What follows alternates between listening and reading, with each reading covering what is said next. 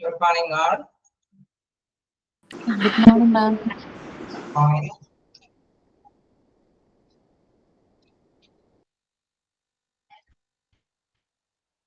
Okay, good morning.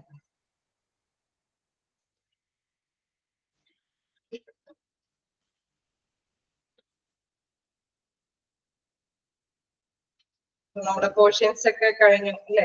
തീർച്ചയായും എല്ലാവരുടെയും കഴിഞ്ഞു. ചെറിയൊരു പേജും കൂടിയൊക്കെ ഏതോ മിസ്സിന്റെ ഇല്ല, അല്ലാതെ ബാക്കി എല്ലാ പോർഷൻസും നമ്മൾ കവർ ചെയ്ത് കഴിഞ്ഞു അല്ലെ? നിങ്ങൾ എന്തായാലും എക്സാമിന് വേണ്ടിയിട്ട് പ്രിപ്പയർ ചെയ്ത് തുടങ്ങിയിട്ടുണ്ടാവും. അപ്പൊ നിങ്ങൾ വായിച്ച് നോക്കി എങ്ങനെ എന്റെ പോർഷൻസ് ഒക്കെ നിങ്ങൾ വായിച്ച് ക്ലിയർ ചെയ്തോ? നമുക്കൊരു എത്തിക്കൽ ആൻഡ് ലീഗൽ ഇഷ്യൂസിനെ കുറിച്ച് ഒന്നുകൂടി ഒന്ന് ഡിസ്കസ് ചെയ്യാമെന്ന് പറയുന്നുണ്ടായിരുന്നു. അപ്പൊ നമുക്കൊന്ന് ജസ്റ്റ് നോക്കാം. ഇപ്പൊ എത്തിക്കൽ ആൻഡ് ലീഗൽ ഇഷ്യൂസിന്റെ അതില് പ്രധാനമായിട്ടും നമ്മൾ മനസ്സിലാക്കി വെക്കേണ്ടത്, ഒരു ഹോസ്പിറ്റലിൽ വർക്ക് ചെയ്യുന്ന പേഴ്സൺസ്, അതായത് ഡോക്ടേഴ്സ്, നഴ്സുമാര്, മറ്റ് വ്യക്തികളെല്ലാവരും തന്നെ അവരുടെ വർക്ക് അല്ലെ, അവരുടെ പ്രൊഫഷണലുമായി ബന്ധപ്പെട്ടുള്ള വർക്കുകൾ അവർക്ക് മസ്റ്റായിട്ട് ചെയ്തേണ്ടതായിട്ട്, അതായത് ഒരു ധാർമ്മിക മൂല്യത്തോടു കൂടിയിട്ട് നമ്മളിപ്പോ ഒരു ടീച്ചിങ് പ്രൊഫഷൻ എടുക്കുകയാണ്, അല്ലെങ്കിൽ ലോയർ ആണെങ്കിൽ അദ്ദേഹം അഡ്വക്കേറ്റിന്റെ ആ ഒരു റോൾ എടുക്കുമ്പോൾ അദ്ദേഹത്തിന്റെ ആ ഒരു കാഴ്ചപ്പാടില് എന്താണ്, അവരുടെ ക്ലയന്റിനെ പരിരക്ഷിക്കണം. അതേമാതിരി തന്നെ ടീച്ചിങ് ആണെങ്കിൽ സ്റ്റുഡൻസിനോട് നല്ല അപ്രോച്ച്മെന്റ് അല്ലെ, വലിയ മൂല്യങ്ങൾ പകർന്നു കൊടുക്കണം എന്നൊക്കെയുള്ള ഒരു പ്രൊഫഷണൽ ആയിട്ടുള്ള കുറച്ച് കാര്യങ്ങളുണ്ടാവും. ഡോക്ടേഴ്സ് ആണെങ്കിലും അങ്ങനെ തന്നെ പേഷ്യൻസിനോട് അവരുടെ ഒരു ധാർമ്മിക ഉത്തരവാദിത്തമുണ്ട്, അത് നിറവേറ്റാനായിട്ട് ബാധ്യസ്ഥനാണ്. അപ്പൊ അതാണ് ഇവിടെ പ്രധാനമായിട്ടും ഒരു ധാർമ്മിക കാഴ്ചപ്പാട് കൊണ്ട് ഉദ്ദേശിക്കുന്നത്. എന്നാലും ഒരു പോയിന്റ് എടുത്ത് പറയുന്നുണ്ട്, എന്താണ്, do not bring a disgrace to the profession. ഒരിക്കലും ആ പ്രൊഫഷന് അപമാനം വരുത്തി വെക്കത്തക്ക വിധത്തിൽ ചെയ്യാതിരിക്കുക. അതാണ് പ്രധാനമായിട്ടും ആ പ്രൊഫഷനോട് നല്ല കൂടുള്ള വ്യക്തികൾ പ്രധാനമായിട്ടും കൈവരിച്ചു പോകേണ്ടതായിട്ട്. ഓക്കെ, അപ്പൊ എത്തിക്കലായിട്ടുള്ള വശങ്ങൾ അത് മസ്റ്റായിട്ടും ഏത് പ്രൊഫഷനിൽ ഇരിക്കുന്ന വ്യക്തികളും നിറവേറ്റേണ്ടതുണ്ട്. ഇനി ലീഗലായിട്ടുള്ള ആസ്പെക്റ്റുകളുണ്ട്. നമുക്ക് ചിലപ്പോൾ അറിയാലേ, ചില കേസുകളൊക്കെ വരുമ്പോഴും, ഇപ്പോ പെട്ടെന്ന് ആക്സിഡന്റ് കേസ് അല്ലെങ്കിൽ സൂയിസൈഡ് കേസുകളൊക്കെ വരുമ്പോൾ ഡോക്ടേഴ്സിന്റെ ഡ്യൂട്ടി, പ്രൊഫഷണലുമായി ബന്ധപ്പെട്ട ഡ്യൂട്ടി, അല്ലെങ്കിൽ നഴ്സുമാർക്ക് അവരുടെ ഡ്യൂട്ടി നിർവഹിക്കേണ്ടതുണ്ട്. ഒപ്പം തന്നെ ലീഗൽ ആയിട്ടുള്ള കാര്യങ്ങൾ അല്ലെ, നിയമ നടപടികൾ എന്തെങ്കിലും ഉണ്ടെങ്കിൽ ആ ഒരു വശം അത് കൃത്യമായിട്ട് തന്നെ ഫോളോ ചെയ്ത് തന്നെ അവരുടെ ഡ്യൂട്ടി നിർവഹിക്കേണ്ടതായിട്ട് വരും. ഓക്കെ, ലോ എന്ന് പറയുന്നത്, ലീഗൽ ആസ്പെക്ട്സിൽ പറയുന്നത് കുറെ നിയമങ്ങളാണ്. സംസ്ഥാനത്തിന് അതിൻ്റെതായ നിയമങ്ങളുണ്ട്, ഗവൺമെന്റ് അല്ലെ, നമ്മുടെ ഇന്ത്യൻ ഗവൺമെന്റിൻ്റെതായിട്ടുള്ള കുറെ നിയമങ്ങളുണ്ട്. ഇൻ കേസ് ആ ഒരു ഹോസ്പിറ്റൽ സിറ്റുവേറ്റ് ചെയ്യുന്ന ലൊക്കാലിറ്റിയുടെ കുറച്ച് നിയമങ്ങൾ ഉണ്ടാവും. അപ്പൊ അത് ഏത് തന്നെയാണെങ്കിലും ആ നിയമാധിഷ്ഠിതമായിട്ടായിരിക്കണം ഈ പേഷ്യന്റിന്, ഇങ്ങനെയുള്ള കേസുകളിലുള്ള പേഷ്യൻസിന്. നോർമലി വേറെ പ്രശ്നങ്ങളൊന്നും ഇല്ലാതെ സാധാരണ നമ്മുടെ നാച്ചുറൽ ഡിസീസസുമായി ബന്ധപ്പെട്ട ഹോസ്പിറ്റലിൽ നമ്മൾ സമീപിക്കുമ്പോൾ ഇങ്ങനെ ഒരു അല്ലെ, ഡോക്ടേഴ്സ് ആൻഡ് ഡോക്ടേഴ്സിന്റെ ഡ്യൂട്ടി നിർവഹിക്കുന്നതിന് യാതൊരു തടസ്സവുമില്ല. അവർക്ക് അവരുടെ ഡ്യൂട്ടി നിർവഹിച്ച് തന്നെ പോകാനായിട്ട് സാധിക്കും. പക്ഷെ ഇങ്ങനെ ക്രിട്ടിക്കൽ ആയിട്ടുള്ള മറ്റ് എന്തെങ്കിലും ആക്സിഡന്റ്, സൂയിസൈഡ്, അല്ലെങ്കിൽ വെട്ടിക്കുല, അല്ലെങ്കിൽ തല്ലി കേസ് അല്ലെ, അങ്ങനത്തെ കേസുകളൊക്കെ വരുമ്പോൾ ഡോക്ടേഴ്സിന് അവരുടെ ഡ്യൂട്ടി നിർവഹിക്കേണ്ടതായിട്ടും വരും. ലീഗലായിട്ടുള്ള നിയമ നടപടികൾ അത് അനുസരിച്ചിട്ട് തന്നെ അവരെ കൈകാര്യം ചെയ്യേണ്ടതായിരിക്കും. അപ്പൊ നമ്മുടെ ഹോസ്പിറ്റലില് അതിന്റെ ഒരു പ്രത്യേകത എന്താണെന്ന് വെച്ച് കഴിഞ്ഞാൽ, ഈ ഹോസ്പിറ്റൽ അഡ്മിനിസ്ട്രേഷൻ പവറിലുള്ളവരാണ് അല്ലെ, നമ്മുടെ ഹോസ്പിറ്റല് അത് നന്നായിട്ട് നടത്തിക്കൊണ്ട് പോകണമെങ്കിൽ ഹോസ്പിറ്റൽ അഡ്മിനിസ്ട്രേറ്റീവ് പവറിലുള്ളവരെ നല്ല തീരുമാനങ്ങളും നല്ല നയങ്ങളൊക്കെയാണ്. അപ്പൊ ഇവരെന്താണെന്ന് വെച്ച് കഴിഞ്ഞാൽ, ഈ അഡ്മിനിസ്ട്രേറ്റീവ് പവറിലുള്ളവർക്ക് ഇത്തരത്തിലുള്ള നിയമവശങ്ങളെ കുറിച്ച്, അല്ലെങ്കിൽ ഡോക്ടേഴ്സിന്റെ അല്ലെങ്കിൽ അവിടെയുള്ള നഴ്സുമാരുടെ അല്ലെങ്കിൽ മറ്റു വർക്കേഴ്സിന്റെ ഒക്കെ ധാർമ്മിക ഉത്തരവാദിത്തങ്ങളെ കുറിച്ച് നല്ല അവബോധം ഉണ്ടെങ്കിൽ എന്താണ്, അവർക്ക് അതനുസരിച്ചിട്ടുള്ള കുറെ അല്ലെ പ്ലാനുകൾ, അതായത് റൂൾസുകളൊക്കെ ഇംപ്ലിമെന്റ് ചെയ്ത് ഹോസ്പിറ്റലിൽ നടപ്പാക്കാനായിട്ട് സാധിക്കും. കേസ് ഇങ്ങനെയൊക്കെയുള്ള കേസുകൾ വരുമ്പോൾ ചില ഫോമുകളൊക്കെ ഫില്ലപ്പ് ചെയ്ത് ചെയ്തതിനു ശേഷം അവരെ കൈകാര്യം ചെയ്യുക, അല്ലെങ്കിൽ ഇൻ കേസ് എന്താണ് നമ്മുടെ പോലീസ് അവരെയൊക്കെ അറിയിക്കേണ്ട മാറ്റേഴ്സ് ഒക്കെ ഉണ്ടെങ്കിൽ അവരെ ഇൻഫോം ചെയ്യുക. അങ്ങനെയൊക്കെ ചില കേസുകളൊക്കെ വരുമ്പോൾ, അപ്പൊ അതിൽ പ്രത്യേകമായിട്ട് എടുത്ത് പറയുന്നുണ്ട് ഇത്തരത്തിലുള്ള കേസുകൾ ഏതൊക്കെയാണെന്നുള്ളത് അല്ലെ. നമ്മളത് പഠിച്ചു വരുന്ന ആക്സിഡന്റുകൾ, animal attack, case of sexual attack, അങ്ങനെ അല്ലെ, ലൈംഗിക അതിക്രമം, അങ്ങനെ വ്യത്യസ്ത തരത്തിലുള്ള അടിപിടി കേസുകൾ, അല്ലെങ്കിൽ മറ്റേതെങ്കിലും എന്താണ് ഇലക്ട്രിക്കൽ ആയിട്ടുള്ള അല്ലെ, നമ്മൾ ഷോക്കൊക്കെ ഘടിപ്പിച്ച് കൊല്ലാനായിട്ട് ശ്രമിക്കുന്ന കേസുകൾ, അല്ലെങ്കിൽ അൺകോൺഷ്യസ് ആണ്, അവർക്ക് കൃത്യമായിട്ട് തന്നെ ഇത് പറയാനായിട്ട് പറ്റുന്നില്ലെങ്കിൽ അതൊക്കെ ഒരു അല്ലെ എന്താ പറയാ സംശയാസ്പദമായിട്ട് തെളിയിക്കപ്പെടേണ്ട ചില കേസുകളൊക്കെ. അപ്പൊ അങ്ങനെയുള്ള കേസുകളൊക്കെ അറ്റൻഡ് ചെയ്യുമ്പോൾ അവര് ഹോസ്പിറ്റൽ അഡ്മിനിസ്ട്രേറ്റീവ് പവറുള്ളവര് ഇംപ്ലിമെന്റ് ചെയ്തിട്ടുണ്ടാവും ഇത് എങ്ങനെയാണ് ഇങ്ങനെയുള്ള മാറ്റേഴ്സ് കൈകാര്യം ചെയ്യേണ്ടത്. ചിലപ്പോൾ എന്താണ് റിലേറ്റീവ്സിനെ അറിയിക്കേണ്ടതുണ്ടാവും, അതല്ലെങ്കിൽ പോലീസിനെ അറിയിക്കേണ്ടതുണ്ടാവും. പക്ഷെ അതോടൊപ്പം തന്നെ ഡോക്ടേഴ്സ് നഴ്സുമാർക്ക് അവരുടെ ധാർമ്മിക ഉത്തരവാദിത്തങ്ങൾ ചെയ്യാനായിട്ട്, അതായത് ചികിത്സാ കാര്യങ്ങൾ കൊടുക്കാനായിട്ടുള്ള കാര്യങ്ങളും അവര് അതിൽ ബന്ധപ്പെടുത്തി ഉൾക്കൊള്ളിച്ചിട്ടുണ്ടാവും. ഓക്കെ, ക്ലിയർ ആയോ? ഈ ചാപ്റ്ററിന്റെ പ്രധാനപ്പെട്ട കാര്യം അതാണ്. രണ്ടും കോമ്പിനേറ്റ് ചെയ്ത് ഒരുമിച്ച് നിന്ന് പ്രവർത്തിക്കാനായിട്ട് ശ്രദ്ധിക്കണമെന്നുണ്ട്. ഇപ്പൊ ഹോസ്പിറ്റലാകുമ്പോൾ നമുക്കറിയാം ഈ ഒരു കാര്യം മാത്രമല്ല അല്ലെ, നമ്മുടെ ഹോസ്പിറ്റലിൽ ലോഞ്ച് ചെയ്യുമ്പോൾ അത് സ്റ്റാർട്ട് ചെയ്യണമെങ്കിൽ ഒരുപാട് ആക്ടുകളും കൂടി മനസ്സിലാക്കേണ്ടതുണ്ട്. നമുക്കറിയാം ഇപ്പൊ എല്ലായിടത്തും ഹോസ്പിറ്റലുകൾ തിരുത്തിരാളും ഉണ്ടാവുകയും അല്ലെ, അപ്പൊ അവിടെ ഒരു കോമ്പറ്റീഷൻ ചാൻസ് ഒക്കെ ഉണ്ട്. അപ്പൊ രണ്ടു മൂന്ന് അല്ലെ നമ്മളിപ്പോ ഒരു എന്താ പറയുക ഒരു ഇത് തന്നെ ഒരു പറവൂരോ അല്ലെങ്കിൽ എറണാകുളമോ അല്ലെങ്കിൽ കണ്ണൂരോ കോഴിക്കോട് ഏതോ ഒരു ചെറിയ പ്ലേസിൽ തന്നെ 1-2 ഹോസ്പിറ്റലൊക്കെ വീട്ടിലുണ്ടാവും. അപ്പൊ ഈ ഹോസ്പിറ്റലെല്ലാം എന്താണ് 50 പേരിൽ അല്ലെ അവിടെയുള്ള വർക്കേഴ്സ് 50 കൂടുതലോ പേഴ്സൺസ് ഒക്കെ ആണെങ്കിൽ അവർക്ക് ഒരു വ്യവസായ അല്ലെ വ്യവസായം ഇൻഡസ്ട്രി എന്നുള്ള ഒരു കൺസെപ്റ്റിൽ തന്നെയാണ് ഹോസ്പിറ്റലിൽ റൺ ചെയ്യുന്നത്. അപ്പൊ ഇങ്ങനെയുള്ള വ്യവസായ സ്ഥാപനങ്ങൾ തമ്മിൽ എന്തെങ്കിലും തർക്കങ്ങളൊക്കെ ഉണ്ടാവുകയാണെങ്കിൽ നമുക്കറിയാം ഈ ആക്ടിന്റെ കീഴിലാണ് ഇവര് രജിസ്റ്റർ ചെയ്തിട്ടാണ് കൈകാര്യം ചെയ്യണമെങ്കിൽ അവരുടെ തർക്കങ്ങൾ പരിഹരിക്കാനായിട്ട് നിയമാവലികളുണ്ട് അല്ലെ. ഏതൊരു ആക്ടിന്റെയും പ്രത്യേകത എന്താണ്? നമുക്ക് എന്തെങ്കിലും ഡിസ്പ്യൂട്ടുകൾ വരുമ്പോൾ നമുക്ക് കോടതിയെ സമീപിക്കുമ്പോൾ ആ ആക്ട് വെച്ചിട്ട് നമുക്ക് നമ്മുടെ പ്രോബ്ലംസ് അല്ലെ എവിഡൻസോട് കൂടിയിട്ട് തെളിയിക്കാനായിട്ട് സാധിക്കും. അപ്പൊ നമ്മുടെ അല്ലെ നമ്മുടെ കാര്യം ക്ലിയർ ആണെങ്കിൽ അതനുസരിച്ചിട്ട് അനുകൂല നടപടികളുണ്ട്. അപ്പൊ അതുകൊണ്ട് തന്നെ ഈ അഡ്മിനിസ്ട്രേറ്റീവ് പവറുള്ളവർക്ക് ഇത്തരത്തിൽ ഈ ഹോസ്പിറ്റലുമായി ബന്ധപ്പെട്ടുള്ള എല്ലാ തരത്തിലുള്ള ലീഗൽ ആവശ്യങ്ങളും അത് ഏത് തരത്തിൽ ചിലപ്പോൾ അവിടെയുള്ള വർക്കേഴ്സിന്റെ കാര്യങ്ങളും നമുക്കറിയാം കൃത്യമായിട്ടുള്ള കൂലി കൊടുത്തിട്ടും വീണ്ടും എന്തെങ്കിലും പ്രോബ്ലംസ് അവിടെയുള്ളവര് എന്താണ് കോടതിയിൽ മുമ്പിൽ അവതരിപ്പിച്ചു കഴിഞ്ഞാൽ ഹോസ്പിറ്റലിൽ അഡ്മിനിസ്ട്രേറ്റീവ് പവറിലുള്ളവർക്ക് കൃത്യമായ ഒരു എവിഡൻസ് ഉണ്ട് അല്ലെ. ഞങ്ങൾ ഇങ്ങനെയുള്ള സാലറി സ്റ്റേറ്റ്മെന്റ് ആണ് ഞങ്ങൾ പങ്കുവച്ചിരിക്കുന്നത്, ഇത്രയും ടൈമിന് ഇത്രയും സാലറിയാണ്, ഓവർ ടൈം ഉണ്ടെങ്കിൽ ഇത്രയും സാലറിയാണ്, അവർ കൃത്യമായിട്ട് ആ സ്റ്റേറ്റ്മെന്റും കാര്യങ്ങളെല്ലാം പ്രൊവൈഡ് ചെയ്തിട്ടുണ്ട്. അതുകൊണ്ട് തന്നെ അവിടുത്തെ തൊഴിലാളികളുടെ ഏതെങ്കിലും തർക്കങ്ങൾ വന്നാലും അല്ലെങ്കിൽ വ്യവസായ സ്ഥാപനങ്ങളുടെ ഏതെങ്കിലും തർക്കങ്ങൾ വന്നാലും അല്ലെങ്കിൽ ബോണസുമായി ബന്ധപ്പെട്ട് അല്ലെങ്കിൽ ഗ്രാറ്റുവിറ്റിയുമായിട്ട് ബന്ധപ്പെട്ട് അങ്ങനെ ഏതെങ്കിലും അല്ലെ ഏത് ഇഷ്യൂസ് വന്നാലും ഈ ആക്ടിനെ കുറിച്ചിട്ട് നല്ല അവബോധം ഈ അഡ്മിനിസ്ട്രേറ്റീവ് പവറിലുള്ളവർക്ക് ഉണ്ടായിരിക്കണം. അതനുസരിച്ചിട്ടായിരിക്കണം അവരുടെ നിയമാവലികളിൽ അവർ ഓരോ കാര്യങ്ങളും ഇംപ്ലിമെന്റ് ചെയ്യാനായിട്ട്. അതാണ് ഇതിന്റെ പ്രത്യേകത. ആക്ടിൽ എന്തോ പറയുന്നത് അത് തന്നെയായിട്ട് മസ്റ്റായിട്ട് ഫോളോ ചെയ്യേണ്ടത് അല്ലെ. ആക്ട് ഒരു ഹോസ്പിറ്റലിന് മാത്രമായിട്ടുള്ളതല്ല, അല്ലെങ്കിൽ ഒരു അല്ലെ ഏതെങ്കിലും ഇപ്പൊ ഒരു വ്യവസായം സംരംഭം ഇൻഡസ്ട്രിയൽ ആക്ട് എന്ന് പറയുമ്പോൾ ഏത് സ്ഥാപനം അതായത് ഇത്രയും മെമ്പേഴ്സ് ഉള്ള ഏത് സ്ഥാപനത്തിനും ഇൻഡസ്ട്രി എന്ന് രൂപകൽപ്പന ചെയ്യും. അപ്പൊ ആ ഒരു രീതിയിൽ അപ്പൊ ഏത് അല്ലെ അത് അവർക്ക് ഫേവറബിൾ ആയിട്ടുള്ള കുറെ നിയമ നടപടികൾ കുറെ റൂൾസുകൾ ഉണ്ടാവും ഏതോ ഒരു ആക്ടിന്. നമ്മൾ ജസ്റ്റ് അറിഞ്ഞിരിക്കാൻ വേണ്ടി മാത്രമാണ് 1-2 ഇതുകൾ മാത്രം ഇവിടെ കൊടുത്തിരിക്കുന്നത്. നിങ്ങൾക്ക് എക്സാമിന് ജസ്റ്റ് എന്താണ് ചിലപ്പോൾ ഇയേഴ്സ് ആയിരിക്കും അല്ലെ, അവിടെ എത്ര മെമ്പേഴ്സ് അല്ലെ മിനിമം എത്ര മെമ്പേഴ്സ് ഉണ്ടാവണം, അങ്ങനെയൊക്കെയുള്ള ചെറിയ ക്വസ്റ്റ്യൻസ് ആയിരിക്കും. പക്ഷെ ഇതിപ്പോ നമുക്കറിയാം അല്ലെ ജോലി എല്ലാ ആക്ടിനെ കുറിച്ചും ജസ്റ്റ് ഒന്ന് അറിഞ്ഞിരിക്കുന്നത് എപ്പോഴും നല്ലതാണ്. കാരണം ഇങ്ങനെയുള്ള ആക്ടുകൾ ഉണ്ട് എന്ന് നമ്മുടേതായിട്ടുള്ള എന്തെങ്കിലും കാര്യങ്ങൾ നേടിയെടുക്കണമെങ്കിലും ഇങ്ങനെയുള്ള ആക്ടുകൾ ഉണ്ടെന്ന് നമുക്ക് അല്ലെ ബോധ്യം ഉണ്ടായാൽ മാത്രമേ നമുക്കും കോടതിയെ സമീപിക്കാൻ സാധിക്കുള്ളൂ. നമുക്ക് മതിയായ കൂലി കിട്ടുന്നില്ല, നമ്മൾ വർക്ക് ചെയ്ത സ്ഥാപനത്തിൽ നിന്ന് ഉണ്ട് അങ്ങനെയാണെങ്കിൽ അല്ലെങ്കിൽ ബോണസ് കിട്ടുന്നില്ല, ഗ്രാറ്റുവിറ്റി കിട്ടുന്നില്ല, അപ്പൊ 5 വർഷം അങ്ങനെ സ്ഥിരമായിട്ട് വർക്ക് ചെയ്തവർക്ക് ഇതിലെ ഗ്രാറ്റുവിറ്റിക്കൊക്കെ അർഹതയുള്ളൂ. അതേമാതിരി അപ്പൊ അത്രയും വർഷം കണ്ടിന്യൂസ് ആയിട്ട് നമ്മൾ അവിടെ വർക്ക് ചെയ്തിട്ടും എന്തെങ്കിലും വോളണ്ടറി റിട്ടയർമെന്റ് കാര്യങ്ങളൊക്കെ നടത്തി പോന്നിട്ടും നമുക്ക് അതിനുള്ള ആനുകൂല്യങ്ങൾ കിട്ടുന്നില്ല എങ്കിൽ നമുക്ക് കോടതിയെ സമീപിക്കാം അല്ലെ. അപ്പൊ അതുകൊണ്ട് തന്നെ ഈ ആക്ടിനെ കുറിച്ചെല്ലാം നമ്മളും പഠിച്ചിരിക്കുന്നത് ഫസ്റ്റായിട്ട് നല്ലത് തന്നെയാണ്. അപ്പൊ ആക്ടുകളുടെ പേരുകൾ പഠിക്കുക, ജസ്റ്റ് കുറച്ച് 1-2 പോയിന്റ്സ് മാത്രമേ അതിലെടുത്ത് പറയുന്നുള്ളൂ. ഇപ്പൊ പേയ്മെന്റ് ബോണസ് ആക്ട് എന്ന് പറയുന്നത് നമുക്കറിയാം സീസണൽ ആയിട്ട് കിട്ടുന്ന ഒരു ബോണസ് ആണ്. അതെങ്ങനെയാണ് എംപ്ലോയീസ് 40-ഓ 40-ൽ കൂടുതൽ അംഗങ്ങൾ വരുന്ന അല്ലെ ഏതൊരു സ്ഥാപനത്തിനും ബോണസ് ആക്ടിന് നമുക്ക് സ്വീകരിക്കാവുന്ന ബോണസ് കിട്ടാൻ അർഹതയുള്ളവരാണ്. പിന്നെ അവിടെ മസ്റ്റായിട്ട് ഹോസ്പിറ്റലാകുമ്പോൾ നമുക്കറിയാം ചിലപ്പോൾ ചാരിറ്റബിളിന് വേണ്ടി മാത്രം അല്ലെ സേവനം എന്നുള്ള ഒരു കണ്ടീഷൻ മാത്രം വെച്ചുകൊണ്ട് ഹോസ്പിറ്റൽ സ്റ്റാർട്ട് ചെയ്തിട്ടുണ്ടെങ്കിൽ അവർക്ക് ബോണസിന്, അവിടെയുള്ള തൊഴിലാളികൾക്ക് ബോണസിന് അർഹതയില്ല എന്നുള്ളതാണ്. അപ്പൊ 1-2 പോയിന്റ്സ് മാത്രം ഇതിൽ കൊടുത്തിട്ടുണ്ട്. അപ്പൊ ആക്ടിന്റെ പേരും ഇയേഴ്സും നിങ്ങൾ മസ്റ്റ് ആയിട്ട് നോട്ട് ചെയ്ത് വെക്കാം.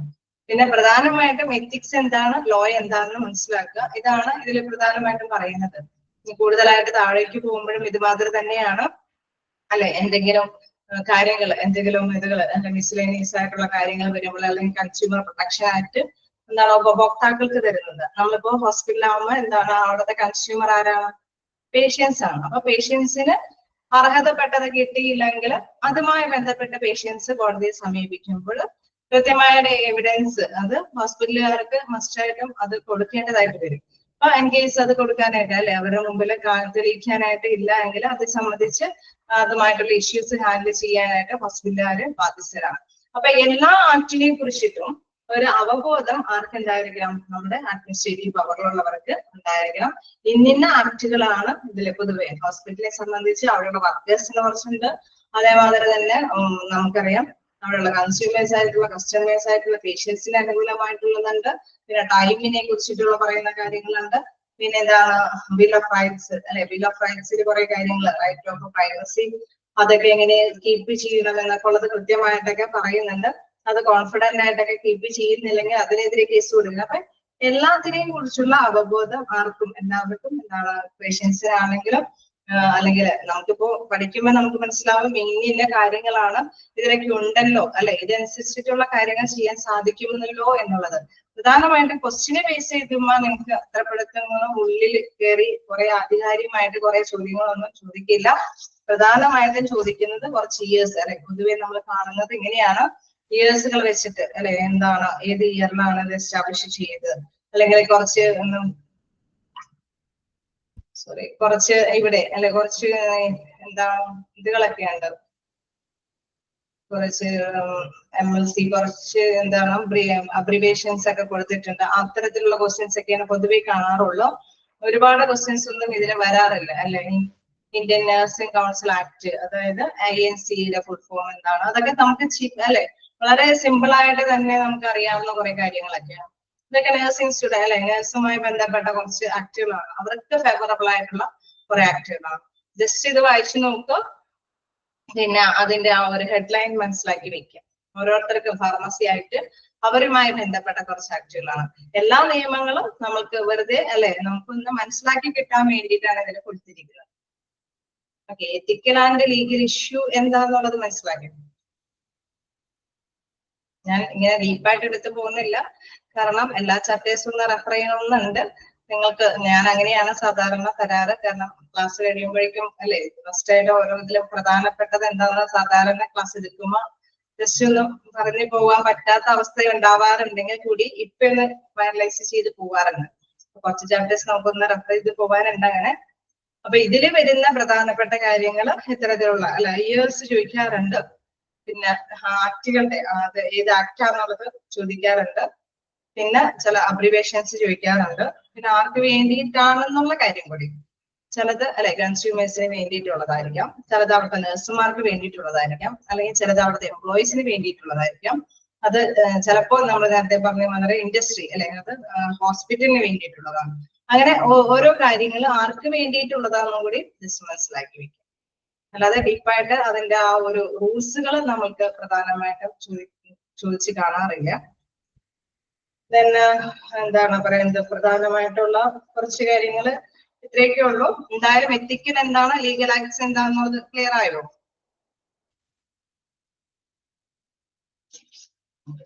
അത് എന്തുകൊണ്ടാണ് ഇങ്ങനെ വരുന്നതെന്നുള്ളത്, ഇത് ഇങ്ങനെ അവയർനെസ് ഇല്ല എങ്കിൽ ഇവർക്ക് കൃത്യമായിട്ട് ഇംപ്ലിമെന്റേഷൻ അല്ലെ ഇങ്ങനെയുള്ള നയങ്ങൾ രൂപീകരിക്കാൻ സാധിക്കും. അതുകൊണ്ടാണ്. ഓക്കെ, നമുക്ക് ഈ ചാപ്റ്റർ നെക്സ്റ്റിലേക്ക് പോകാം.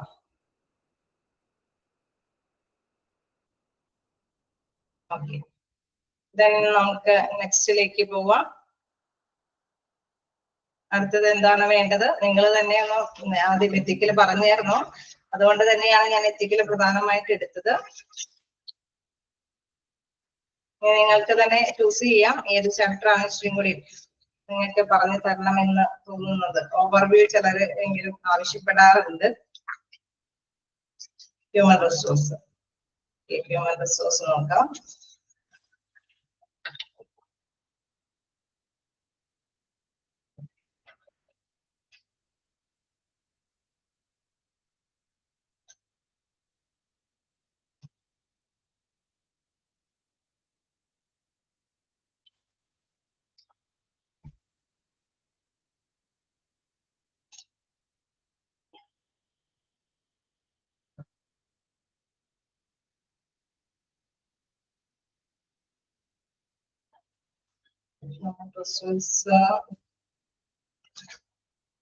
റിസോഴ്സ് ഞാൻ എടുത്തിട്ടുണ്ടായിരുന്നു.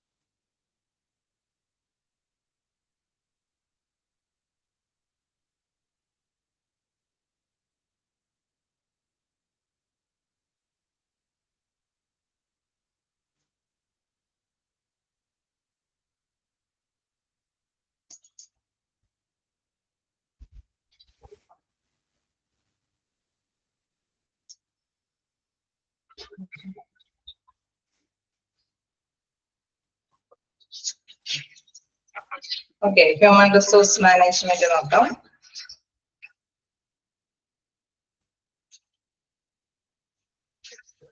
അതും നിങ്ങൾക്ക് അറിയാവുന്നതാണ്. ജസ്റ്റ് ഒന്ന് കുറച്ച് വലിയതാണെങ്കിലും നിങ്ങൾക്ക് അല്ലെ വെറുതെ ജസ്റ്റ് ഒന്ന് ഇരുത്തി വായിച്ചു നോക്കി കഴിഞ്ഞാൽ നമുക്ക് കിട്ടാവുന്നതാണ്. കാരണം അതില് പ്രധാനമായിട്ടും വരുന്നത് നമ്മളുടെ അല്ലെ നമ്മൾ പ്രധാനമായിട്ടൊരു ജോലി കഴിഞ്ഞതിന് ശേഷം നമുക്കൊരു വേക്കൻസി വരുമ്പോൾ അതുമായി ബന്ധപ്പെട്ട് നമ്മൾ അപ്ലൈ ചെയ്യുന്നതും അവിടെ പ്ലേസ്മെന്റ് കിട്ടുന്നതും അതിന്റെ ട്രെയിനിങ് കിട്ടുന്നതും അല്ലെ ആദ്യം തന്നെ അങ്ങനെ അപ്ലിക്കേഷനൊക്കെ കൊടുക്കുന്നതിന് മുമ്പ് തന്നെ അവരെ ഒരു സ്ഥാപനത്തിനെ സംബന്ധിച്ച് ഒരു ഓർഗനൈസേഷനെ സംബന്ധിച്ച് അദ്ദേഹം അവിടെ വേക്കൻസികൾ വരാൻ സാധ്യതയുള്ളതും പിന്നീട് ഭാവിയിൽ വരാൻ സാധ്യതയുള്ളതും നിലവിൽ എന്തൊക്കെ വേക്കൻസികൾ ഉണ്ടോ അതും വെച്ചുകൊണ്ടാണ് അല്ലെ ആപ്ലിക്കേഷൻസ് ഒക്കെ സ്വീകരിക്കുന്നത്.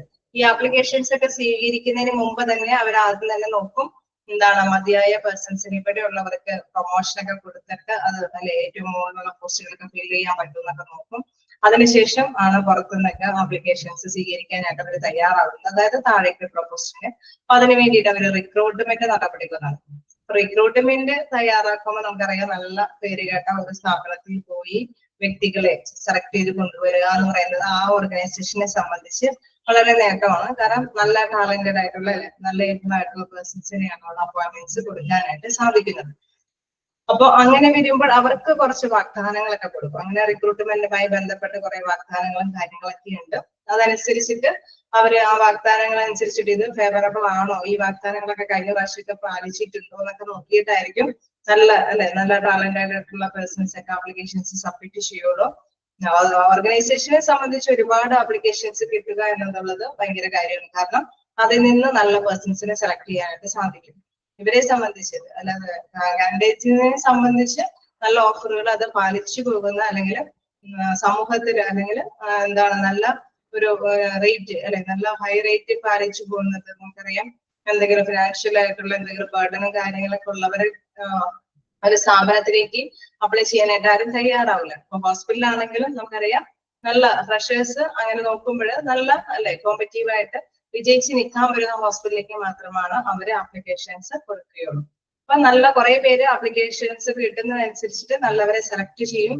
ആ സെലക്ട് ചെയ്യുന്ന പേഴ്സൺസിന് നമുക്കറിയാം ഫ്രഷേഴ്സും കാര്യങ്ങളൊക്കെ ആണെങ്കിലും ഇൻ കേസ് അപ്പർ അല്ലെ മുകളിലേക്ക് നമ്മൾ പ്രൊമോഷൻ ഒക്കെ കൊടുക്കുന്ന പേഴ്സൺസ് ആണെങ്കിലും അവർക്ക് ഒരു ചെറിയ ട്രെയിനിങ്ങിന്റെ ആവശ്യമാണ്. അപ്പൊ ആ ട്രെയിനിങ് ഏത് തരത്തിലുള്ള പലതരത്തിലുള്ള ട്രെയിനിങ്ങുകളൊക്കെ ഉണ്ട്. ചിലപ്പോൾ ജോലിയോട് ചേർന്ന് തന്നെ ട്രെയിനിങ് കൊടുക്കും. അതല്ലെങ്കിൽ അല്ലെ കുറച്ച് റെസ്പോൺസിബിലിറ്റി ഏൽപ്പിച്ചു കൊടുത്തിട്ട് കുറച്ച് ട്രെയിനിങ് കൊടുക്കും. അങ്ങനെ വ്യത്യസ്ത രീതിയിലുള്ള ട്രെയിനിങ് പാറ്റേൺസ് ഒക്കെ അവലംബിച്ചിട്ടാണ് ഇവർക്ക് ആ ഒരു ഡ്യൂട്ടിയിലേക്ക് എല്ലാവരെയും അതിലേക്ക് ഇത്തിരി കൂടി സാറ്റിസ്ഫൈഡോടുകൂടി അതായത് സംതൃപ്തിയോട് കൂടിയിട്ട് മാക്സിമം നേട്ടം നേടിയെടുക്കാനായിട്ട് അവരെ തയ്യാറാക്കി എടുക്കുന്നത്. അങ്ങനെ ട്രെയിനിങ്ങും കാര്യങ്ങളും പ്ലേസ്മെന്റ് ഒക്കെ കൊടുത്തതിന് ശേഷമാണ് പിന്നീടുള്ള കാര്യങ്ങൾ നമ്മൾ പ്രധാനമായിട്ട് ഡിസ്കസ് ചെയ്തത്. അപ്പൊ ഹ്യൂമൻ റിസോഴ്സ് മാനേജ്മെന്റിന്റെ ഫസ്റ്റ് ഇൻട്രൊഡക്ഷനിൽ പറയുന്നത് എന്താണ് മറ്റ് ഏതെങ്കിലും ഫിനാൻസ് അല്ലെ മറ്റേത് ഫിനാൻസ് ആണെങ്കിലും മിഷനറി ആണെങ്കിലും അല്ലെങ്കിൽ ഒരു സ്ഥാപനത്തിലെ മറ്റേത് റിസോഴ്സിനേക്കാളും ഏത് വിഭവത്തിനേക്കാളും ഏറ്റവും പ്രധാനപ്പെട്ടതാണ് മനുഷ്യന്റെ എഫേർട്ട്. അതായത് എത്രമാത്രം നല്ല ഫിനാൻസും മുടക്കിയാലും അല്ല നല്ല പ്ലേസിൽ ഒരു സ്ഥാപനം ലോഞ്ച് ചെയ്താലും അത് വിജയിക്കണമെങ്കിൽ അവിടെ മനുഷ്യന്റെ പ്രയത്നം, അത് കാര്യക്ഷമമായ പ്രവർത്തനം അവിടെ ഉണ്ടായിരിക്കണം. എങ്കിൽ മാത്രമാണ് ആ ഒരു സ്ഥാപനം വിജയിച്ചു പോകുകയുള്ളൂ എന്നുള്ളത് ആണ് പ്രധാനമായിട്ട് ഇതിൽ പറയുന്നത്. അപ്പൊ ഹ്യൂമൻ റിസോഴ്സിന്റെ പ്രാധാന്യം അതാണ് ഇൻട്രൊഡക്ഷനിൽ പ്രധാനമായിട്ട് പറയുന്നത്. മറ്റെല്ലാത്തിനെയും അപേക്ഷിച്ച് ഏറ്റവും പ്രധാനപ്പെട്ട റിസോഴ്സസ് ആണ് ഹ്യൂമന്റെ എഫേർട്ട് എന്നുള്ളത്. വീണ്ടും അതിന് പണ്ട് കാലത്ത് ഉണ്ടായിരുന്ന പേഴ്സണൽ മാനേജർ അത് ഹ്യൂമൻ റിസോഴ്സ് മാനേജ്മെന്റിന്റെ തലത്തിലേക്ക് വന്നു. കാരണം ഇപ്പൊ നമുക്ക് മനസ്സിലായി പണ്ടത്തെ മാതിരി ഒരു ചെറിയ അല്ലെ ഒരു മാനേജറിന്റെ പോസ്റ്റ് എന്ന് പറയുന്നത് എന്താണ്, താഴേക്കിടയിലുള്ള ജീവനക്കാരുടെ പ്രശ്നങ്ങളെല്ലാം മാനേജ്മെന്റിനെ അറിയിക്കുക, അത് ഒത്തുതീർപ്പാക്കുക എന്നുള്ള കാര്യങ്ങളൊക്കെ ആയിരുന്നു പണ്ടുണ്ടായിരുന്നത്. പക്ഷെ ഇപ്പൊ നമുക്ക് അല്ലെ ഇപ്പോഴത്തെ ഇതനുസരിച്ചിട്ട് മനസ്സിലായി പണ്ട് മെഷീനറീസ് ഒന്നും അവൈലബിൾ ആയിരുന്നില്ല അല്ലെ. ഇപ്പോഴത്തെ കാലഘട്ടത്തിൽ മെഷീനറീസ് ഒക്കെ എന്തിനും മെഷീനറിയുടെ സാന്നിധ്യമുണ്ട്. അപ്പൊ അതുകൊണ്ട് തന്നെ എത്രയും പെട്ടെന്ന് തന്നെ റിസൾട്ടുകൾ നേടിയെടുക്കാൻ സാധിക്കും. പക്ഷെ ഇതെല്ലാം കൃത്യമായിട്ട് ഓപ്പറേറ്റ് ചെയ്യാനും സമയബന്ധിതമായിട്ട് എല്ലാ കാര്യങ്ങളും നടപ്പാക്കി കൊണ്ടുപോകണമെങ്കിലും മനുഷ്യന്റെ എഫേർട്ട് അവിടെ അല്ലെ ഹ്യൂമന്റെ എഫേർട്ട് അവിടെ പ്രാധാന്യമുള്ളതാണ്. അതുകൊണ്ട് തന്നെ ഹ്യൂമൻ റിസോഴ്സ് മാനേജ്മെന്റ് എന്ന വിങ് ഉണ്ടായി. അതിനനുസരിച്ചിട്ടുള്ള കുറെ കാര്യങ്ങൾ അല്ലെ എംപ്ലോയറും എംപ്ലോയിയും തമ്മിലുള്ള കാര്യങ്ങളെല്ലാം കേസ് ഹ്യൂമൻ റിസോഴ്സ് മാനേജ്മെന്റിൽ നോക്കി കാണുമ്പോൾ നമുക്കറിയാം ഒരു സ്ഥാപനത്തിന്റെ അതായത് ഹോസ്പിറ്റലാണെങ്കിൽ തന്നെ അവിടെ ഡോക്ടേഴ്സിന്റെ ഇടയിൽ, നഴ്സുമാരുടെ ഇടയിൽ, അല്ലെങ്കിൽ ഫീൽഡ് വർക്കേഴ്സിന്റെ ഇടയിൽ, അല്ലെ കസ്റ്റമേഴ്സ് ആയിട്ടുള്ള പേഷ്യൻസിന്റെ ഇടയിൽ എവിടെ വേണമെങ്കിലും എന്തൊക്കെ കാര്യങ്ങൾ എന്തൊക്കെ പ്രോഗ്രാമുകളൊക്കെ സെറ്റ് ചെയ്തിട്ടാണ് കൂടുതൽ അല്ലെ കൂടുതൽ കാര്യക്ഷമമായിട്ട് തന്നെ നേട്ടങ്ങൾ നേടിയെടുക്കാനായിട്ട് സാധിക്കും എന്നുള്ളത് എപ്പോഴും ഹ്യൂമൻ റിസോഴ്സ് മാനേജ്മെന്റിലുള്ളവര് ശ്രദ്ധിച്ചുകൊണ്ടിരിക്കും. അത്തരത്തിലുള്ള കാര്യങ്ങളെല്ലാം ഇംപ്ലിമെന്റ് ചെയ്യാനായിട്ട് മാനേജ്മെന്റിന് അഡ്വൈസ് കൊടുത്തുകൊണ്ടിരിക്കും. ഇപ്പൊ ഹ്യൂമൻ റിസോഴ്സ് മാനേജ്മെന്റ് എന്നുള്ളത് ഫീൽഡിൽ മാത്രമല്ല വർക്കേഴ്സിന്റെ ഇടയിലല്ല, എന്താണ് ടോപ്പ് ലെവൽ തുടങ്ങി താഴെയുള്ള ലെവൽ വരെ എല്ലാ കാര്യങ്ങളിലും ഇൻവോൾവഡ് ആയിട്ടുള്ള ഒരു പ്രാധാന്യം അറിയിക്കുന്ന ഒരു മേഖലയാണ്. പിന്നെ അതുമായി ബന്ധപ്പെട്ട് കുറച്ച് ഡെഫിനിഷൻസ് ഒക്കെ ഉണ്ട്. ഈ ഡെഫിനിഷൻസിലൊക്കെ എന്തൊക്കെയാണ് അല്ലെ ശ്രദ്ധ കേന്ദ്രീകരിച്ചിരിക്കുന്നത് എന്നുള്ള കാര്യങ്ങളൊക്കെ നിങ്ങൾ ശ്രദ്ധിക്കുക. അതായത് പ്രധാനമായിട്ടും അത് ഡെഫിനിഷനിൽ കുറച്ച് കാര്യങ്ങളൊക്കെ എടുത്തു പറയുന്നുണ്ട്. Management which carries out effective control use man power ആണ് as a distinguished from other source. ഞാൻ ആദ്യം പറഞ്ഞ മറ്റു സോഴ്സിൽ നിന്നും വ്യത്യസ്തമായതിനാണ് പോയിന്റ് കൊടുത്തിരിക്കുന്നത്, അതായത് ഹ്യൂമൻ റിസോഴ്സിന്. ഇവിടെ നമ്മൾ പറയുന്നത് ഓരോ അല്ലെ അത് ഈ ഹ്യൂമനെ ഒന്നിച്ചു കൂട്ടാൻ വേണ്ടിയിട്ട് അല്ലെങ്കിൽ അവരുടെ പ്രോബ്ലംസ് എല്ലാം എന്തെങ്കിലും ട്രെയിനിങ്ങോ പ്രോഗ്രാമോ ഒക്കെ കൊടുത്ത് അതിനെ മെയിൻറ്റെയിൻ ചെയ്ത് കൊണ്ടുപോകാൻ അല്ലെങ്കിൽ മറ്റുള്ളവരോട് മത്സരിച്ച് കൂടുതൽ നേട്ടങ്ങൾ നേടിയെടുക്കാനൊക്കെ ആയിട്ട് ആവശ്യമായിട്ടുള്ള പ്ലാനിങ്ങും ഡയറക്ടിങ്ങും കൺട്രോളിങ് ഒക്കെ നടത്തുന്ന ഒരു ഇതാണ് ഹ്യൂമൻ റിസോഴ്സ് മാനേജ്മെന്റ് എന്ന് പറയുന്നത്. അങ്ങനെ വ്യത്യസ്ത അഭിപ്രായങ്ങൾ ഇവിടെ പറഞ്ഞിട്ടുണ്ട്. പിന്നെ ഇതിലെ 3 ലെവലായിട്ടാണ് attracting people, holding or retaining, motivating അല്ലെ അവരെ പീപ്പിളിനെ അട്രാക്ട് ചെയ്യുക, അതേമാതിരി തന്നെ വർക്ക് എൻവയോൺമെന്റ് നല്ല സിറ്റുവേഷൻ ഒരുക്കി കൊടുക്കുക, ദെൻ മോട്ടിവേറ്റ് ചെയ്യുക എന്തെങ്കിലും സാറ്റിസ്ഫാക്ഷൻ ആയിട്ടുള്ള കാര്യങ്ങളൊക്കെ കൊണ്ട് ഹ്യൂമനെ അവരുടെ എഫേർട്ട് മാക്സിമം കിട്ടാൻ വേണ്ടിയിട്ട് അവരെ പ്രോത്സാഹിപ്പിച്ചുകൊണ്ടിരിക്കുക, പ്രേരിപ്പിച്ചുകൊണ്ടിരിക്കുക എന്നൊക്കെ പറഞ്ഞ് കുറെ പോയിന്റ്സ്. അപ്പൊ നിങ്ങൾക്ക് എന്തെങ്കിലും ചിലപ്പോഴൊക്കെ ക്വസ്റ്റ്യൻസ് കാണാറുണ്ട് ഇതുമായി ബന്ധപ്പെട്ട് ഹോൾഡിംഗ്, റിറ്റൈനിങ് അല്ലെങ്കിൽ മോട്ടിവേറ്റിംഗ്. അതെ അതെ, അദ്ദേഹത്തിന്റെ തന്നെ പേരാണ് Stephen tug. Stephen and ten എന്നല്ല, സ്റ്റീഫൻ ടെഗ് എന്നാണ്. അങ്ങനെ ഓരോരുത്തരുടെ പേര് വെച്ചിട്ട് ചില ക്വസ്റ്റ്യൻസ് അതിന് ആരുടെ ഡെഫിനിഷനിലാണെന്നുള്ളത് ചോദിച്ച് കണ്ടിട്ടുണ്ട്. അതുകൊണ്ട് തന്നെ ഞാൻ അതുകൊണ്ടാണ് അത് സ്ട്രെസ് ചെയ്ത് പറഞ്ഞത്. പിന്നെ കുറച്ച് ക്യാരക്ടറിസ്റ്റിക്സ് അല്ലെ അദ്ദേഹത്തിന്റെ ഹ്യൂമൻ റിസോഴ്സ് ഒരു പേഴ്സണൽ മാനേജറിന് ഉണ്ടായിരിക്കേണ്ട ക്യാരക്ടറിസ്റ്റിക്സ് അത് നിങ്ങൾക്ക് വായിച്ചു നോക്കിയാലായിട്ട് ഒക്കെ മനസ്സിലാവും. അദ്ദേഹത്തിന്റെ ലീഡർഷിപ്പ് ക്വാളിറ്റി വേണം, ഫ്രണ്ട്ലി അപ്രോച്ച് ആയിരിക്കണം, എല്ലാത്തിനെയും കുറിച്ചല്ലേ ബിഹേവിയർ സയൻസിനെ കുറിച്ചല്ലേ പെരുമാറ്റ രീതിയെ കുറിച്ചൊക്കെ നോളജ് ഉണ്ടാവും. നമുക്ക് മനസ്സിലായി ഏറ്റവും ടോപ്പ് മുതൽ താഴെ ലെവലുള്ള ഇടങ്ങളിലെല്ലാം തന്നെ ഒരു റോള് ആർക്കുണ്ട്, ഹ്യൂമൻ റിസോഴ്സ് മാനേജറിനുണ്ട്. അവർക്ക് എന്താണ് മാറ്റങ്ങൾ വരുത്തിയാലാണ് ഒന്നും കൂടി നല്ല മാക്സിമം റിസൾട്ട് നേടിയെടുക്കാൻ പറ്റുക എന്നുള്ളത് ഇടയ്ക്കിടയ്ക്കല്ലേ അത് അന്വേഷിച്ചുകൊണ്ടിരിക്കുകയാണ് ഹ്യൂമൻ റിസോഴ്സ് മാനേജർ. അതനുസരിച്ചിട്ടാണ് എന്താണ് മാനേജറിന് അഡ്വൈസ് കൊടുക്കുകയും അവർ കുറെ നിയമങ്ങളും ചട്ടങ്ങളും കൊണ്ടുവന്ന് ഇവർക്ക് ഓരോ തലങ്ങളിലും ഇംപ്ലിമെന്റ് ചെയ്തുകൊണ്ടുവരുന്നത്, അത് നടപ്പാക്കി കൊണ്ടുവരുന്നത്. അപ്പൊ അതുകൊണ്ട് തന്നെ എല്ലാ കഴിവും ആർക്കുണ്ടായിരിക്കണം, അതനുസരിച്ചിട്ടുള്ള എല്ലാ കഴിവും പേഴ്സണൽ മാനേജറിന് ഉണ്ടായിരിക്കും. അത് ജസ്റ്റ് വായിച്ചാൽ നിങ്ങൾക്ക് മനസ്സിലാവുന്നതാണ്.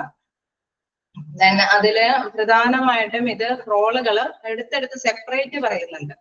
അപ്പൊ അതുകൊണ്ട് തന്നെ ഈ സെപ്പറേറ്റ് റോളുകളിൽ എന്താണ് വന്നതെന്നുള്ളത് ജസ്റ്റ് ഒന്ന് നോക്കുക. ക്ലറിക്കൽ റോളും fighting legal role, welfare role, personal role എന്നുള്ള ഹെഡ്ലൈനിലാണ് വരുന്നത്. അതുകൊണ്ട് തന്നെ അത് എത്തരത്തിലുള്ള റോളുകളാണ് അതിന്റെ ഇടയിൽ ഒന്ന് നോക്കുക. കാരണം ചിലതൊക്കെ ഇങ്ങനെ ഒന്നിച്ച് വരുമ്പോൾ അല്ലെ, മോക്ക് ടെസ്റ്റിലൊക്കെ നിങ്ങൾ കാണാറുണ്ട് ഇങ്ങനെയുള്ള റോളുകൾ തരംതിരിച്ചു വരുന്നത്. അപ്പൊ അതും ജസ്റ്റ് ഒന്ന് വായിച്ച് ഏതിന്റെ അണ്ടറിലാണെന്നുള്ളത് നോട്ട് ചെയ്ത് വെക്കുക. ഞാൻ നേരത്തെ പറഞ്ഞു ക്വസ്റ്റ്യൻസുകൾ, അങ്ങനെ ഓരോ ഇതുകൾ അല്ലെ, ആ ഡെഫിനിഷൻ ബേസ് ചെയ്തിട്ടുള്ള കുറച്ച് ക്വസ്റ്റ്യൻസുകൾ പറഞ്ഞു. പിന്നെ അതുമാതിരി തന്നെ പ്രധാനമായിട്ടുള്ള മറ്റൊരു കാര്യം എന്ന് പറയുന്നത് ഇത് അല്ലെ, ഇതിന്റെ പ്രധാനപ്പെട്ടത് എന്താണ്, പ്രോസസ് ഇൻ ഓർഗനൈസേഷൻ അല്ലെ. അതും നിങ്ങൾക്ക് മനസ്സിലാവുന്ന കാര്യമാണ്. ലീഡർഷിപ്പ് ഇദ്ദേഹത്തിന്റെ കഴിവുകൾ വെച്ചിട്ട് തന്നെയുള്ള കാര്യങ്ങളൊക്കെ തന്നെയാണ് അല്ലെ. അദ്ദേഹത്തിന് ഉണ്ടാവേണ്ട കാര്യം തന്നെ ഇതിനകത്തേക്ക് അപ്ലൈ ചെയ്യാണ് അല്ലെ. Staffing process, employees training development process, compensation reward process, collective bargaining process ഒക്കെ. അതായത് ഹ്യൂമന്റെ എഫേർട്ടിനെ വർദ്ധിപ്പിക്കാൻ വേണ്ടിയിട്ട് എന്തൊക്കെ പ്രവർത്തനങ്ങൾ ചെയ്യാമോ അതെല്ലാം ഈ പ്രോസസ്സിൽ പെടും. മനസ്സിലായോ? അപ്പൊ അതാണ് ലീഡർഷിപ്പ് പ്രോസസ്സ് കൊടുക്കുക, ജസ്റ്റ് ഡിറ്റർമിനേഷൻ പ്രോസസ്സ്, അങ്ങനെ വ്യത്യസ്ത തരത്തിലുള്ള പ്രോസസ്സുകൾ ഉണ്ടെന്ന് ഓർക്കുക.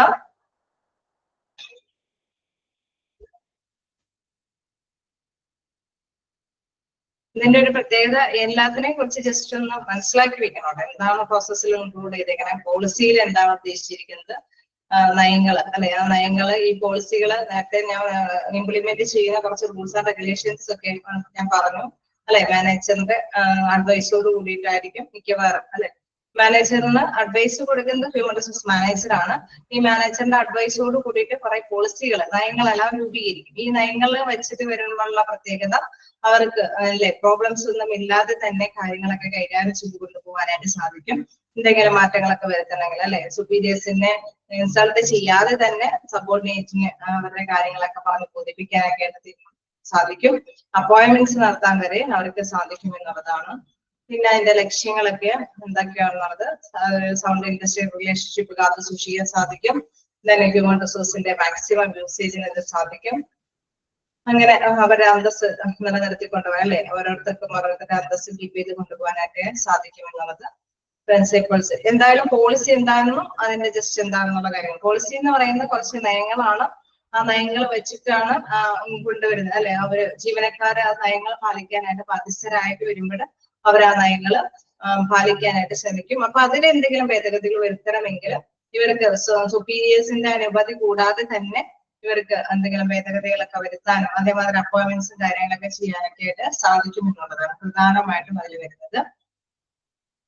എന്താണ് essential characteristics of sound personnel policies. പോളിസിനെ സ്ട്രക്ചർ മനസ്സിലാക്കി വെച്ചാൽ മതി. അതിന്റെ പ്രധാനപ്പെട്ട അത്യാവശ്യം കാര്യങ്ങൾ അതിൽ വരുന്നുള്ളൂ.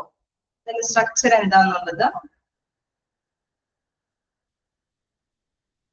ഒരു ഘടന അല്ലെ. അതില് നമ്മൾ പറയുന്നുണ്ട് task, accomplished personal satisfaction, delegation of authority, proper span of supervision, the degree of specialisation, communication channel. ഈ ഒരു സ്ട്രക്ചർ ഘടന ഉണ്ടാക്കുമ്പോൾ അതില് അതിൻ്റെതായ അല്ലെ ഓരോരുത്തർക്കും അതോറിറ്റി അല്ലെ എന്തെങ്കിലും തീരുമാനങ്ങൾ എടുക്കാനൊക്കെയുള്ള അതോറിറ്റി വിട്ടുകൊടുക്കേണ്ടതുണ്ടാവും.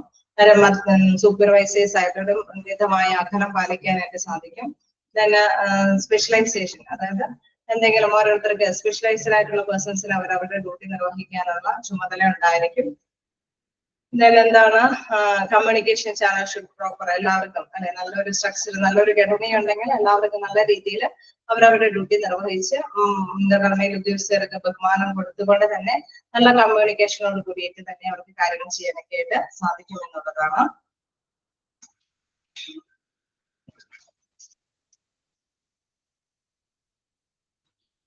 ഇതാണ് ഹ്യൂമൻ റിസോഴ്സ് പ്ലാനിങ്. പ്ലാനിങ്ങിന്റെ പ്രോസസ്സിന്റെ ജസ്റ്റ് ഇതൊന്ന് നോക്കി വെക്കണം. Multi step process to decide goal. എന്താണ് പ്ലാനിങ്ങിൽ ആദ്യം, അതിനുശേഷം എന്താണ്, പിന്നെ ഓഡിറ്റ് ചെയ്യുന്നത്, പിന്നെ plan, job recruitment and job description, പിന്നെ ജോബ് അനാലിസിസ് എന്താണെന്നുള്ളത്, ജോബ് ഡിസ്ക്രിപ്ഷൻ അതിന്റെ വിവരണങ്ങൾ എന്താണെന്നുള്ളത്, ഓരോ അല്ലെ ജോബിനെ സംബന്ധിച്ചുള്ള പ്രത്യേകതകൾ, ഏത് ജോലിയാണെന്നുള്ളത് കൃത്യമായിട്ട് നിർവഹിക്കണം അല്ലെ. മനസ്സിലാക്കിയാൽ മാത്രമേ ആ ജോലിക്ക് അനുയോജ്യമായ പേഴ്സൺ അവിടെ അപ്പോയിന്റ്മെന്റ് ചെയ്യാനായിട്ട് സാധിക്കുള്ളൂ. അപ്പൊ ജോലിയുമായി ബന്ധപ്പെട്ട റെസ്പോൺസിബിലിറ്റിയും കാര്യങ്ങളും എല്ലാം അതിൽ ഉൾക്കൊള്ളുന്നതാണ് ജോബ് അനാലിസിസിൽ പറയുന്നത്. ജോബ് ഡിസ്ക്രിപ്ഷനിൽ പറയുന്നത് എന്താണ്? Job description is a written account that narrates the general task or other related duties, responsibilities, positions. അതിനെ പ്രധാനമായിട്ട് ഇൻവോൾവ് ചെയ്യുന്നത് അതിന്റെ അല്ലെ ജോലിയുമായി ബന്ധപ്പെട്ട ഉത്തരവാദിത്തങ്ങൾ എന്തൊക്കെയാണ്, ഏത് പൊസിഷനിലുള്ള ജോലിയാണ്, അങ്ങനെയൊക്കെയുള്ള കുറെ കാര്യങ്ങളാണ് ജോബ് ഡിസ്ക്രിപ്ഷനിൽ വരുന്നത്. പിന്നെ മതിയായ ഒരു പേഴ്സണെ നമുക്ക് അപ്പോയിന്റ്മെന്റ് ചെയ്യേണ്ടതുണ്ടാവും. To develop human resource plan, അതായത് അതില് ഡെവലപ്പ് ചെയ്യാന്ന് വെച്ച് കഴിഞ്ഞാൽ ആ പ്ലാൻ അനുസരിച്ചിട്ട് ഒരു വ്യക്തിക്ക് എന്തെങ്കിലും ട്രെയിനിങ്ങും കാര്യങ്ങളും കൊടുക്കുക.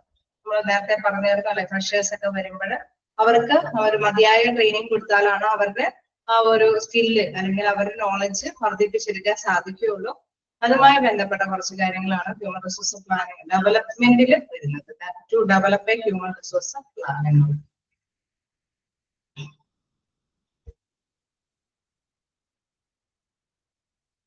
പിന്നെ അതിൽ പ്രധാനമായിട്ടും റിക്രൂട്ട്മെന്റ് എന്താന്നുള്ളത് നിങ്ങൾ ഐഡിയ വെച്ച് മനസ്സിലാക്കി വെക്കുക. എന്താണ് റിക്രൂട്ട്മെന്റ് എന്നുള്ളത് മനസ്സിലാക്കുക. അതിൽ ഒരുപാട് കാര്യങ്ങൾ. പിന്നെ നമ്മൾ സ്കിൽ ഇൻവെന്ററി എന്താണെന്നുള്ളത് മനസ്സിലാക്കി വെക്കുക. സ്കിൽ ഇൻവെന്ററി നിങ്ങൾ കണ്ടായിരുന്നു അല്ലെ, അവിടെയുള്ള വർക്കേഴ്സിന്റെ ഡീറ്റെയിൽസ് ആണ് സ്കിൽ ഇൻവെന്ററിയിൽ വരുന്നത്. ആ സ്കിൽ ഇൻവെന്ററി വെച്ചിട്ടാണ് മതിയായ പേഴ്സൺസ് ഉണ്ടോ എന്നുള്ളത് അവരെ മനസ്സിലാക്കുക. ആ സ്കിൽ, അതായത് അവരുടെ കറക്റ്റ് ആയിട്ടുള്ള ഡീറ്റെയിൽസ്, എക്സ്പീരിയൻസും ക്വാളിഫിക്കേഷൻസും എല്ലാം അന്നത്ത് കൊടുത്തിട്ടുണ്ട് അല്ലെ. അപ്പൊ അതനുസരിച്ചിട്ട് പ്രൊമോഷനും കാര്യങ്ങൾ നടത്താൻ പറ്റുമോ എന്ന് ആദ്യം നോക്കിയതിനു ശേഷം മാത്രമാണ് റിക്രൂട്ട്മെന്റ് നടപടികളിലേക്കൊക്കെ പോകുകയുള്ളൂ. അപ്പൊ സ്കിൽ ഇൻവെന്ററി എന്താന്നുള്ളതും റിക്രൂട്ട്മെന്റ് എന്താന്നുള്ളതും മനസ്സിലാക്കുക. പ്രധാനമായിട്ടും ടാലന്റഡ് ആയിട്ടുള്ള പേഴ്സണെ കണ്ടെത്തുക എന്നുള്ളതാണ് അല്ലെ റിക്രൂട്ട്മെന്റിലേക്ക് പ്രധാനമായിട്ടും ഉദ്ദേശിക്കുന്നത്. ഓക്കെ,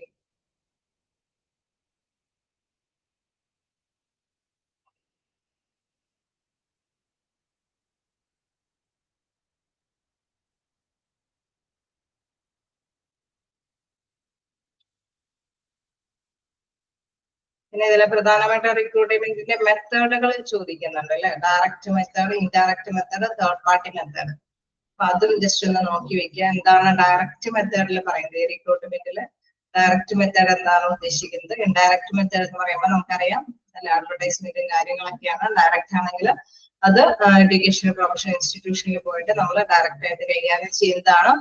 തേർഡ് പാർട്ടി എന്ന് പറയുന്നത് പ്ലേസ്മെന്റ് സെന്ററുകളിലൊക്കെ നമ്മൾ കൊടുത്തതിന് ശേഷം അപ്പോയിന്റ്മെന്റ് വരുന്നത്. അതൊക്കെ ജസ്റ്റ് നോക്കുക. പിന്നെ നമുക്ക് വരുന്നത് സെലക്ഷൻ ആണ്. സെലക്ഷൻ നമ്മൾ കണ്ടിരുന്നു അല്ലെ, സെലക്ട് ചെയ്യേണ്ടതുണ്ട് കറക്റ്റ് ആയിട്ടുള്ള പേഴ്സൺസിനൊക്കെ. അപ്പൊ അതുമായി ബന്ധപ്പെട്ട് എന്താണ് സെലക്ഷൻ എന്നുള്ളത്, ഇതിന്റെ ഒരു പ്രത്യേകത എന്താണ് അല്ലെ, സെലക്ഷൻ എന്താണ്, പോളിസി, പേഴ്സണൽ പോളിസി എന്താണ്, അല്ലെങ്കിൽ അങ്ങനെയുള്ള ആ ഒരു ജസ്റ്റ് ഇതുകൾ മിക്കവാറും ആ ഒരു ഫസ്റ്റ് ലൈൻ, 1-2 ലൈൻ നിങ്ങൾക്ക് വായിച്ച് ചെയ്യുമ്പോൾ നിങ്ങൾക്ക് അതെന്താന്നുള്ളത് കൃത്യമായിട്ട് വരും. മിക്കപ്പോഴും കാണുന്നത് ഇതിന്റെ ഉള്ളിൽ തന്നെ പോയിന്റ്സ് കാണിച്ചിട്ട് എന്തെങ്കിലും ഡാഷിട്ടൊക്കെയാണ് പൊതുവെ ഞങ്ങൾ കാണാറുള്ളത്. അപ്പൊ അതുകൊണ്ട് തന്നെ നിങ്ങൾ ഏതൊരു ഹെഡ്ലൈൻസും വരുമ്പോഴും അതിന്റെ അനുസരിച്ചിട്ടുള്ള ബ്രീഫ് ഡിസ്ക്രിപ്ഷൻ ഒന്ന് ജസ്റ്റ് പഠിച്ചു വെക്കാം. സെലക്ഷനും റിക്രൂട്ട്മെന്റും എന്ത് കാര്യമാണെങ്കിൽ. ഇനി അതില് വ്യത്യസ്ത ടെസ്റ്റുകൾ വരുന്നുണ്ട് അല്ലെ. Aptitude test, achievement test, personality ടെസ്റ്റുകളൊക്കെ ഉണ്ട്.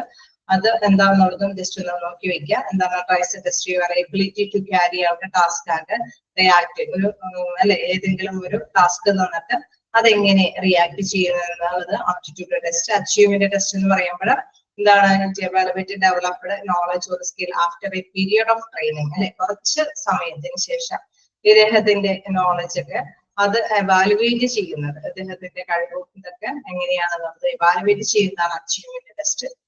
Personality test. പേഴ്സണാലിറ്റി ടെസ്റ്റ് എന്ന് പറയുമ്പോൾ പേഴ്സണലി അദ്ദേഹത്തിന്റെ കാര്യങ്ങൾ എങ്ങനെയാണ് ബിഹേവ് ചെയ്യുന്നത് എന്ന് കൃത്യമായിട്ട് മനസ്സിലാക്കുന്നതാണ്. അപ്പൊ ആ ടെസ്റ്റുകൾ ഒന്ന് നോട്ട് ചെയ്ത് വെക്കുക. ഏതെങ്കിലും ഒരു അല്ലെ, ഏതെങ്കിലും ഒന്ന് ചോദിച്ചിട്ട് ഇത് ആപ്റ്റിറ്റ്യൂഡ് ടെസ്റ്റ് ആണോ, അച്ചീവ്മെന്റ് ടെസ്റ്റ് ആണോ, പേഴ്സണാലിറ്റി ടെസ്റ്റ് ആണോ എന്നൊക്കെ ചോദിക്കാനുള്ള ചാൻസുകളുണ്ട്. then അത് കഴിഞ്ഞാൽ ഇന്റർവ്യൂ അല്ലെ, നമ്മൾ ഇങ്ങനെ സെലക്ഷൻ ഒക്കെ കഴിഞ്ഞതിന് ശേഷമാണ് ഇന്റർവ്യൂവിന് പോകുന്നത്. ഇന്റർവ്യൂ വ്യത്യസ്ത തരത്തിലുള്ള ഇന്റർവ്യൂകൾ ഉണ്ടെന്ന് നമ്മൾ പറഞ്ഞു അല്ലെ. ഒരുപാട് പേഴ്സൺസ് ഒന്നിച്ച് നിന്ന് ഇന്റർവ്യൂ ചെയ്യുന്നുണ്ട്, ഒരു വ്യക്തി തന്നെ കുറെ കാര്യങ്ങൾ ചെയ്യുന്നുണ്ട്. പിന്നെ ആഴത്തിൽ അവരുടെ ഹിസ്റ്ററി ഒക്കെ ചോദിച്ചറിഞ്ഞുകൊണ്ട് കുറച്ച് കാര്യങ്ങൾ ചെയ്യുന്നുണ്ട്. പിന്നെ ഗ്രൂപ്പ് ഡിസ്കഷനൊക്കെ നടത്തിയിട്ട് അതിലൂടെ ഏതൊരു വ്യക്തിയാണ് കൂടുതൽ നന്നായിട്ട് കൈകാര്യം ചെയ്യുന്നതെന്ന് മനസ്സിലാക്കിയിട്ടുള്ള ഇന്റർവ്യൂ ഉണ്ട്. അങ്ങനെ വ്യത്യസ്ത തരത്തിലുള്ള ഇന്റർവ്യൂ ഉണ്ട്. ഈ ഓരോ ഇന്റർവ്യൂ എന്താണെന്നുള്ളത് ജസ്റ്റ് മനസ്സിലാക്കുക. കാരണം ഓപ്ഷൻസ് വന്നുകൊണ്ട് ചോദിക്കുമ്പോൾ ഇത്തരം കാര്യങ്ങൾ ഏതാണെന്നുള്ളത് കൃത്യമായിട്ട് തന്നെ നിങ്ങൾ അത് മനസ്സിലാക്കേണ്ടതുണ്ടാവും. പ്രൊമോഷൻ എന്നുള്ളത് നമുക്കറിയാം എക്സ്പീരിയൻസും ക്വാളിഫിക്കേഷനും അനുസരിച്ചിട്ട് അവരുടെ അല്ലെ ഏതെങ്കിലും മേൽ തലത്തില് ഒഴിവുകൾ വന്നിട്ടുണ്ടെങ്കിൽ നികത്തി കൊടുക്കാനുള്ളതാണ്. ഡിമോഷൻ എന്ന് പറയുമ്പോൾ അവരുടെ ഉത്തരവാദിത്വങ്ങളൊന്നും കൃത്യമായിട്ട് നിർവഹിച്ചു പോകുന്നില്ലെങ്കിലും ഒരു സ്ഥാപനത്തില് ഹോസ്പിറ്റലാണെങ്കിലും അവിടെ അവരുടെ ഉത്തരവാദിത്തങ്ങൾ കൃത്യമായിട്ട് നിർവഹിച്ചു പോകുന്നില്ല എങ്കിൽ ഒരു പണിഷ്മെന്റ് എന്ന നിലയിൽ അവരെ താഴ്ത്തി അല്ല അവരുടെ പോസ്റ്റിൽ നിന്ന് ഒന്നും കൂടി താഴ്ത്തി അവരുടെ ജോലി താഴേക്ക് വിടുന്നതാണ്. അപ്പൊ അവരുടെ ഉത്തരവാദിത്തങ്ങൾ കുറയും, അതിനനുസരിച്ച് സാലറിയും കാര്യങ്ങളൊക്കെ കുറയും. അങ്ങനെ അവര് കൃത്യമായിട്ട് അവരുടെ ഡ്യൂട്ടി നിർവഹിക്കാത്തത് കൊണ്ടാണ് ഡിമോഷൻ വരുന്നത്. ദെൻ ട്രാൻസ്ഫർ നമുക്കറിയാം ഒരു പ്ലേസിൽ നിന്ന് മറ്റൊരു അല്ലെ സെയിം ഡിപ്പാർട്ട്മെന്റും കാര്യങ്ങളൊക്കെ ആയിരിക്കും, സെയിം സാലറിയും കാര്യങ്ങളൊക്കെ ആയിരിക്കും, പക്ഷെ ഒരു പ്ലേസിൽ നിന്ന് മറ്റൊരു പ്ലേസിലേക്ക് മാറുന്നു എന്നുള്ളതാണ് അതിന്റെ പ്രധാന പ്രത്യേകത. സെപ്പറേഷൻ. അപ്പൊ ഇതിന്റെയൊക്കെ ഒരു പ്രത്യേകത ഓരോ സംഭവങ്ങൾ എന്താന്നുള്ളത് നിങ്ങൾ മസ്റ്റായിട്ട് നോക്കി വെക്കുക. അപ്പൊ എന്തെങ്കിലും അല്ലെ ഒരു ചോദ്യം വരുമ്പോൾ അത് സെപ്പറേഷൻ ആണോ സെലക്ഷൻ ആണോ അല്ലെങ്കിൽ ട്രാൻസ്ഫർ ആണോ ഡിമോഷൻ ആണോ എന്ന് നിങ്ങൾക്ക് കൃത്യമായിട്ട് കൈകാര്യം ചെയ്യാനായിട്ട് സാധിക്കും എന്നുള്ളതാണ്.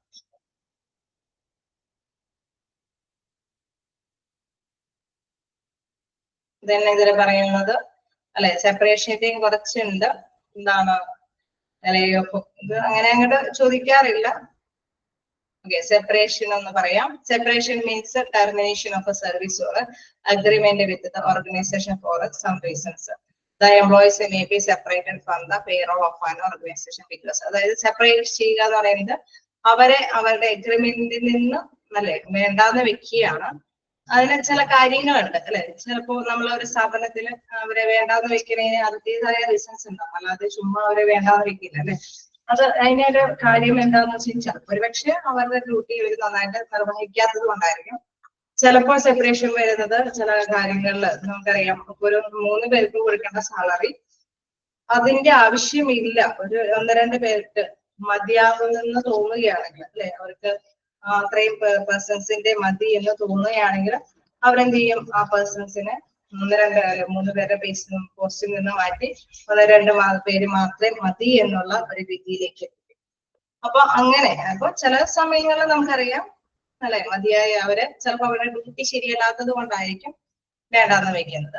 ചിലപ്പോഴൊക്കെ അവരുടെ മാനേജേഴ്സിന് മനസ്സിലാവും ഇത് നമ്മൾ ഒത്തിരി കൂടി റിസ്ക് സഹിക്കേണ്ട ആവശ്യമില്ല, ഇവർക്ക് 2 പേർക്കും ചെയ്യാൻ പറ്റുന്ന ഡ്യൂട്ടിയേ ഉള്ളൂ, അപ്പൊ ഒരാളെ വേണ്ടാന്ന് വെക്കും. അങ്ങനെ വ്യത്യസ്ത തരത്തിലുള്ള സെപ്പറേഷൻസ് ഉണ്ട്. അപ്പൊ സെപ്പറേഷൻസ് എന്ന് പറഞ്ഞു കഴിഞ്ഞാൽ അവരുടെ ഡ്യൂട്ടിയിൽ നിന്ന് പറഞ്ഞു വിടുക എന്നുള്ളത്, ജോലിയിൽ നിന്ന് വേണ്ടാന്ന് വെക്കുക എന്നുള്ളതാണ് സെപ്പറേഷൻ കൊണ്ട് ഉദ്ദേശിക്കുന്നത്. അപ്പൊ അത് പലതരത്തിലാവാം. ഒന്ന് റെസിഗ്നേഷൻ മേടിച്ചു പോകാം അല്ലെ, ചിലപ്പോൾ അവരുടെ കാര്യങ്ങൾ വോളണ്ടറി അവര് ഞങ്ങൾക്ക് എന്തെങ്കിലും ഡിസബിലിറ്റി കാര്യങ്ങളൊക്കെ വരുമ്പോൾ അവരെ അല്ലെങ്കിൽ ആരോഗ്യ പ്രശ്നങ്ങളൊക്കെ വരുമ്പോൾ വോളണ്ടറി റെസിഗ്നേഷൻ മേടിച്ചു പോകും. മറ്റൊന്ന് ഡിസ്ചാർജ് ആൻഡ് ഡിസ്മിസൽ. അതില് പ്രധാനമായിട്ടും പറയുന്നത് അവരവരുടെ കാര്യങ്ങൾ അല്ലെ ഡ്യൂട്ടി നന്നായിട്ട് തന്നെ കൈകാര്യം ചെയ്യാതെ വരുമ്പോൾ അവരെ വയലേറ്റ് അവര് അത് മിസ്യൂസ് ചെയ്യുകയാണെങ്കിൽ അവരെ പറഞ്ഞു വരുന്നു. തന്നെ മറ്റൊന്ന് പറയുന്നത് supervision suspension refers action which employees terminated from work for A specific period of time. ചിലപ്പോഴൊക്കെ നമുക്ക് കാണാറില്ലേ കുറച്ച് നാളത്തേക്ക് വേണ്ടാന്ന് വെക്കുന്നത്, അതും അങ്ങനെ വരാനായിട്ടുള്ള അതും ഒരു സെപ്പറേഷൻ തന്നെയാണ്. ദെൻ ലേ ഓഫ്, അതായത് മറ്റൊരു ഇതിൽ പറയുമ്പോൾ നമ്മൾ നേരത്തെ പറഞ്ഞ മാതിരി അത് ഫിനാൻഷ്യലി ബേർഡൻ ആണെന്ന് തോന്നുമ്പോഴാണ്, അതായത് payroll owing factors which cannot be controlled by the employer. എംപ്ലോയർക്ക് കൺട്രോൾ ചെയ്യാൻ പറ്റുന്നില്ല, പക്ഷെ അതിന്റെ ആവശ്യകത ഇല്ല, അവരെ കൊണ്ട് അവിടെ അത്രയും 3 പേരെ കൊണ്ട് വർക്ക് ചെയ്യേണ്ട ആവശ്യകതയൊന്നുമില്ല, ഫിനാൻഷ്യലി അവർക്ക് കൈകാര്യം ചെയ്യാനൊട്ട് പറ്റുന്നുമില്ല. അങ്ങനെയൊക്കെയുള്ള സമയങ്ങളിലും ഇതേമാതിരി തന്നെ ബേർഡൻ ഫിനാൻഷ്യൽ ബേർഡൻ ഓർഗനൈസേഷന് ഉണ്ടാക്കണ്ടെന്നൊക്കെ ഓർത്ത് അവര് പറഞ്ഞു വിടാറുണ്ട്. ഇപ്പൊ ചിലപ്പോൾ 2-3 പേരുള്ളപ്പോൾ ഇച്ചിരി കൂടി അല്ലെ ഒരാളെയൊക്കെ പറഞ്ഞു വിടാൻ സാധ്യതയുണ്ട്. അതല്ലെങ്കിൽ ചില കാര്യങ്ങൾ മിസ്യൂസ് കൊണ്ട് നമ്മൾ പറഞ്ഞു വിടുന്നുണ്ട് എന്നുള്ളത്.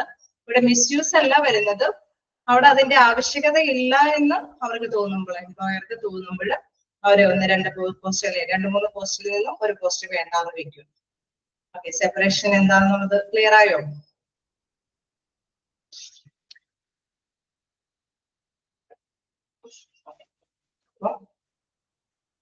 അതാണ് സെപ്പറേഷൻ എന്നുള്ളത്. അപ്പൊ ഏതിന്റെ നിങ്ങൾ ആ ഹെഡിങ് അത് ജസ്റ്റ് ഒന്ന് മനസ്സിലാക്കി വെക്കുക. എംപ്ലോയീസ് ട്രെയിനിങ്, അത് ട്രെയിനിങ് നിങ്ങൾക്ക് അറിയാവുന്നതാണ് അല്ലെ, പലതരത്തിലുള്ള ട്രെയിനിങ് ഉണ്ട്. നമ്മൾ സമയം പോയിക്കൊണ്ടിരിക്കുന്നത് അതിൽ എന്താണ് identify training requirements to get ready for the job, preparation of the learner നമ്മൾ പഠിക്കുക. അതിന് വേണ്ടിയിട്ട് എന്തായാലും ട്രെയിനിങ് കിട്ടുന്നത് എന്തിനാണ്? ചൂട് നന്നായിട്ട് വർക്ക് ചെയ്യാൻ വേണ്ടിയിട്ട് അല്ലെ, നല്ല ഒരു പെർഫോമൻസ് കാഴ്ചവെക്കാൻ വേണ്ടിയിട്ടാണ്. അപ്പൊ പല രീതിയിലുള്ള ട്രെയിനിങ്ങുകൾ ഉണ്ട്. ട്രെയിനിങ് നടത്തുന്നത് ആദ്യം ഓരോ സ്റ്റെപ്പ് ആയിട്ടാണ് കാര്യങ്ങൾ നടത്തിക്കൊണ്ട് പോകുന്നത്. അവസാനത്തിന്റെ ലക്ഷ്യം എന്താണ്? കൂടുതൽ നല്ല രീതിയിൽ കാര്യങ്ങൾ എളുപ്പത്തിൽ ചെയ്യാൻ വീട്ടുക എന്നുള്ളതാണ് പ്രധാനപ്പെട്ട ലക്ഷ്യം. പിന്നെ മെത്തേഡുകളുണ്ട്, ഞാൻ നേരത്തെ പറഞ്ഞ മാതിരി ഇതിന്റെയൊക്കെ ഫുൾ ഫോമുകൾ മസ്റ്റ് ആയിട്ട് മനസ്സിലാക്കി വെക്കാം. ഓൺ ദ ജോബ് ട്രെയിനിങ്, അതേമാതിരി job instruction training, then of the job training എന്താണ്, അതായത് lectures, visual training, conference, group discussion, ഇങ്ങനെയൊക്കെ കൊടുത്തിട്ട് അവർക്ക് ട്രെയിനിങ്. ഇതൊക്കെ മിക്കവാറും ചിലപ്പോ എന്താണ് പ്രധാനമായിട്ടും പ്രൊമോഷനും കാര്യങ്ങളൊക്കെ വരുമ്പോഴും അവർക്കും കുറച്ചല്ലേ അവർ ചെയ്തുകൊണ്ടിരിക്കുന്ന ഡ്യൂട്ടിയിൽ നിന്നും ഇത്തിരി കൂടി വ്യത്യസ്തമായിരിക്കും. പക്ഷെ ട്രാൻസ്ഫറിലും ചിലപ്പോഴൊക്കെ സെയിം ഡ്യൂട്ടിയും കാര്യങ്ങളൊക്കെ ആയിരിക്കും. ചില കാര്യങ്ങളല്ലേ, ചില സോഫ്റ്റ്വെയർസ് ഒക്കെ ആയിരിക്കും ചില ഫോമുകളിലൊക്കെ യൂസ് ചെയ്യുന്നത്. അപ്പൊ അതുമായി ബന്ധപ്പെട്ടൊക്കെ ചില ഇതുകള് 2-3 ദിവസത്തെയോ 2-3 ആഴ്ചത്തെയൊക്കെ ട്രെയിനിങ് ഒക്കെ കൊടുക്കാനൊക്കെ ആയിട്ട് ഇത്തരത്തിലുള്ള രീതികളിലുള്ള ട്രെയിനിങ് ആയിരിക്കും പൊതുവെ വരുന്നത്. ഇത് നമുക്കറിയാം, ഫ്രഷേഴ്സ് ഒക്കെ വരുമ്പോൾ അവർക്ക് ട്രെയിനിങ് മസ്റ്റായിട്ടും കുറച്ച് നാളത്തേക്കൊക്കെ വേണ്ടി വരും അല്ലെ. അപ്പൊ അവര് ചിലപ്പോ ഒക്കെ റെസ്പോൺസിബിലിറ്റി ഒക്കെ ഏൽപ്പിച്ചിട്ടുള്ള ട്രെയിനിങ് ഉണ്ടാവും. ചിലപ്പോൾ അവരുടെ മറ്റു ഡ്യൂട്ടിക്കാരുടെ ഒപ്പം തന്നെ അവര് ഡ്യൂട്ടി ചെയ്യുന്നുണ്ടാവും. ചിലപ്പോൾ അപ്രന്റീഷിപ്പ് എന്നൊക്കെ പറയുന്ന കുറഞ്ഞ വേതനത്തിന് അല്ലെ, കുറഞ്ഞ വേതനത്തിന് അവരുടെ മറ്റുള്ളവർ ചെയ്യുന്ന അതേ ഡ്യൂട്ടി തന്നെ ചെയ്യേണ്ടതായിട്ട് വരും. പക്ഷെ കുറച്ച് വേതനമാണ്. പക്ഷെ അതിലൂടെ അവർക്ക് നല്ല ട്രെയിനിങ് കിട്ടും. പിന്നീട് അവരെ നല്ല എബിൾ ആണെന്ന് കണ്ടറിയുമ്പോൾ അവർക്ക് കണ്ടിന്യൂ ആയിട്ട് അവിടെ വർക്ക് ചെയ്യാനായിട്ടുള്ള ഒരു പെർമിഷൻ കിട്ടും. ഓക്കെ, അങ്ങനെയൊക്കെയുള്ള ട്രെയിനിങ്ങുകൾ. ദെൻ പെർഫോമൻസ് അപ്രൈസൽ, അതായത് നമ്മുടെ പുകഴ്ത്തിക്കൊണ്ട് വരിക അല്ലെ, നമ്മുടെ പെർഫോമൻസിന് ഹ്യൂമൻ റിസോഴ്സിന്റെ ആ കഴിവിനെ ഒന്നുകൂടി വളർത്താൻ വേണ്ടിയിട്ടുള്ള ഒരു രീതിയാണ് പെർഫോമൻസ് അപ്രൈസൽ. അവിടെ പുകഴ്ത്തിക്കൊണ്ടിരിക്കാൻ വരാൻ വേണ്ടിയിട്ട് മോട്ടിവേറ്റ് ചെയ്യേണ്ട കുറെ കാര്യങ്ങളുണ്ട്. ഈ മോട്ടിവേറ്റ് ചെയ്യുമ്പോഴുണ്ടാവുന്ന നേട്ടങ്ങളെ കുറിച്ച് നിങ്ങൾക്ക് ഓട്ടോമാറ്റിക്കലി മനസ്സിലാവും അല്ലെ, ഒരാളെ ഒന്ന് മോട്ടിവേറ്റ് ചെയ്യുമ്പോൾ എന്തൊക്കെ കാര്യങ്ങൾ വ്യത്യാസം ഉണ്ടാകുന്നുള്ളത്. തന്നെ വീണ്ടും എന്താണ് ടെക്നിക്കുകളുണ്ട്, മോട്ടിവേറ്റ് ചെയ്യാനുള്ള പല ടെക്നിക്കുകളുണ്ട്. അത് എപ്പോഴും സാലറി കൂട്ടിക്കൊടുത്തുകൊണ്ട് തന്നെ മോട്ടിവേറ്റ് ചെയ്യണമെന്നില്ല അല്ലെ. ചില പ്രത്യേക ടെക്നിക്കുകൾ എന്ന് വെച്ച് കഴിഞ്ഞാൽ നല്ലൊരു പൊസിഷൻ അല്ലെങ്കിൽ നല്ലൊരു കളർ, എന്താ പറയുക, കാർപ്പറ്റുകൾക്ക് വരെ കളറുകൾ വ്യത്യാസം വരെ കൊടുത്ത് അവരെ ഒന്നല്ലേ എല്ലാവരുടെ മുമ്പിൽ, സമൂഹത്തിന് മുമ്പിൽ ഇത്രയും കൂടി സ്ഥാനക്കയറ്റം കൊടുക്കുന്ന രീതി വരെ അവലംബിക്കുമ്പോൾ അവിടേക്ക് എത്തിപ്പെടാനായിട്ട് ഓരോ തൊഴിലാളികളും ശ്രമിക്കുമെന്നുള്ളതാണ്. പലതരത്തിലുള്ള ടെക്നിക്കുകൾ ഇവിടെ പറയുന്നുണ്ട്. തന്നെ എംപ്ലോയീസ് മോറൽ, നമ്മൾ നേരത്തെ പറഞ്ഞ മാതിരി അവരുടെ ആ ഒരു ധാർമ്മികത എന്താന്നുള്ളത്. എംപ്ലോയീസ് ഗ്രീവൻസ്, എന്തെങ്കിലും പരാതികളൊക്കെ വരുമ്പോൾ അത് പരാതി പരിഹാര മാർഗങ്ങൾ. പ്രധാനമായിട്ടും പരാതി വരുന്നത് എന്താണ്, വേജസുമായി ബന്ധപ്പെട്ട അല്ലെങ്കിൽ സൂപ്പർവിഷനുമായി ബന്ധപ്പെട്ട് വർക്കിംഗ് കണ്ടീഷനുമായി ബന്ധപ്പെട്ട പരാതികളായിരിക്കും എന്നുള്ള കാര്യങ്ങൾ. ഓക്കെ, ജസ്റ്റ് ഞാനൊന്ന് വെറുതെ കവർ ചെയ്തു. മനസ്സിലായോ? ഹ്യൂമൻ റിസോഴ്സ് മാനേജ്മെന്റ് എന്റെ ചാപ്റ്റർ ആണെങ്കിലും നിങ്ങൾക്ക് ഇരുത്തി വായിച്ച കിട്ടുന്നതാണ്. പക്ഷെ കുറച്ച് ടേംസുകളുണ്ട് അല്ലെ, കുറച്ച് ടേംസുകളുണ്ട്. നിങ്ങൾക്ക് വായിച്ചാൽ കിട്ടും. വലിയ ചാപ്റ്റർ ആണ്. ഞാൻ കുറച്ച് സമയം ഗൂഗിൾ എടുത്ത് തന്നെയാണ് നിങ്ങൾക്ക് ഇത് എടുക്കേണ്ടതായിട്ട് വന്നത്. പക്ഷെ നിങ്ങൾക്ക് കുറച്ച് ഇരുന്ന് വായിച്ചു കഴിഞ്ഞാൽ പെട്ടെന്ന് ക്യാച്ച് ചെയ്യാവുന്നതാണ്. അങ്ങനെ എല്ലാ കാര്യങ്ങളും നോക്കുക. അപ്പൊ in case course of effectiveness ഒക്കെ ഇങ്ങനെ അല്ലെ, ഏതൊക്കെ രീതിയിലൊക്കെ ഇങ്ങനെ വരാമെന്നൊക്കെ ഉള്ള ക്വസ്റ്റ്യൻസ് ഒക്കെ നോക്കാം. എന്തെങ്കിലുമൊക്കെ വന്നു കഴിഞ്ഞാലും എവിടെയും നമ്മൾ ഒന്നും അറിയില്ല എന്നുള്ള രീതിയിലേക്ക് എത്തണ്ട. ജസ്റ്റ് വായിക്കുമ്പോൾ നിങ്ങൾക്ക് എല്ലാം തന്നെ മനസ്സിലാവും. ഒരു പോയിന്റ്സ് വിടാതെ തന്നെ കവർ ചെയ്യാൻ നോക്കും. ഇനി നമുക്ക് ഏത് ചാപ്റ്റർ ആണ്? നിങ്ങൾക്ക് 10 മിനിറ്റ് കൂടി ഉണ്ട്.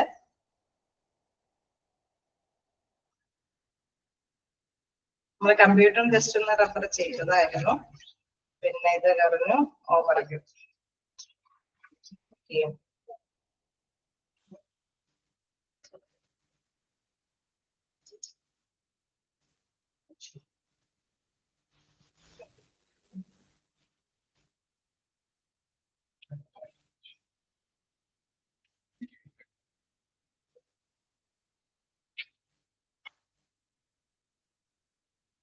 ഓവർവ്യൂവും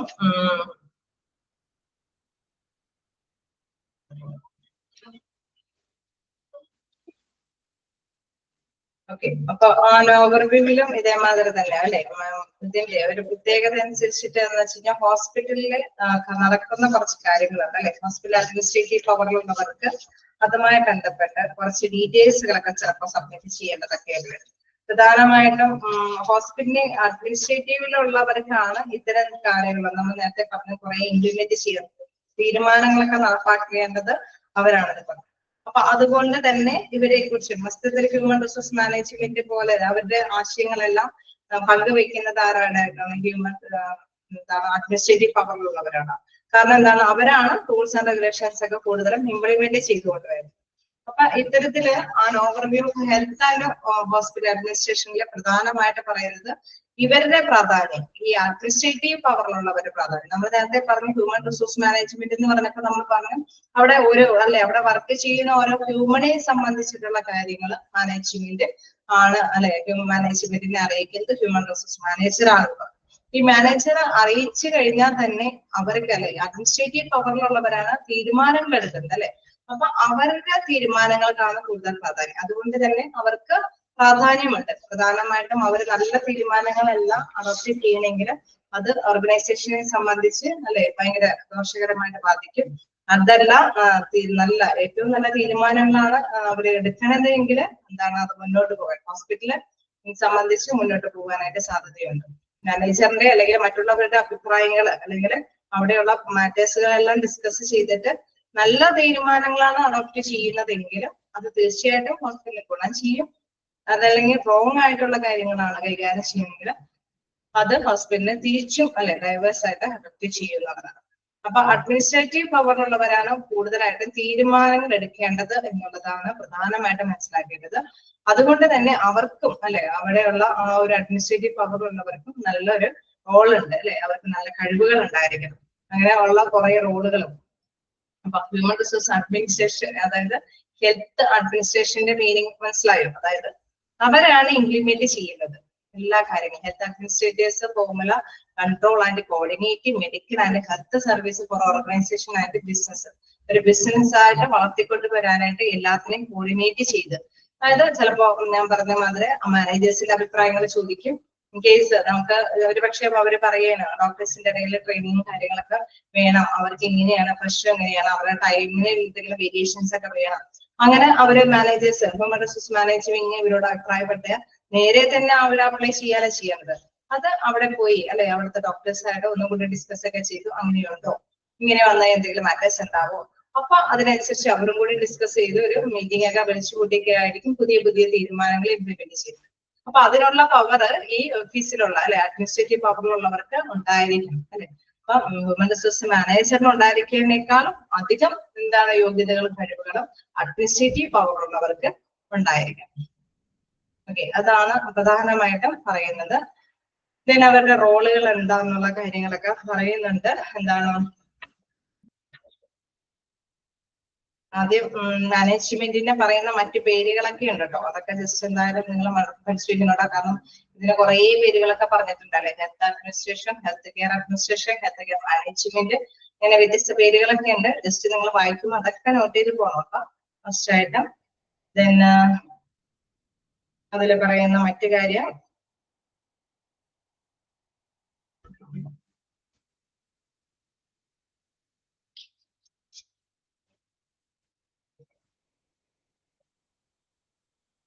അപ്പൊ ഹെൽത്ത് കെയർ അഡ്മിനിസ്ട്രേറ്റർ ആരാണ്, അഡ്മിനിസ്ട്രേഷൻ പവറിലുള്ള വ്യക്തികൾ ആരൊക്കെയാണെന്നൊക്കെയുള്ള കാര്യം അവരുടെ പ്രധാനപ്പെട്ട നോളജും കാര്യങ്ങളെ കുറിച്ചൊക്കെ നിങ്ങൾ മനസ്സിലാക്കി വെക്കുക.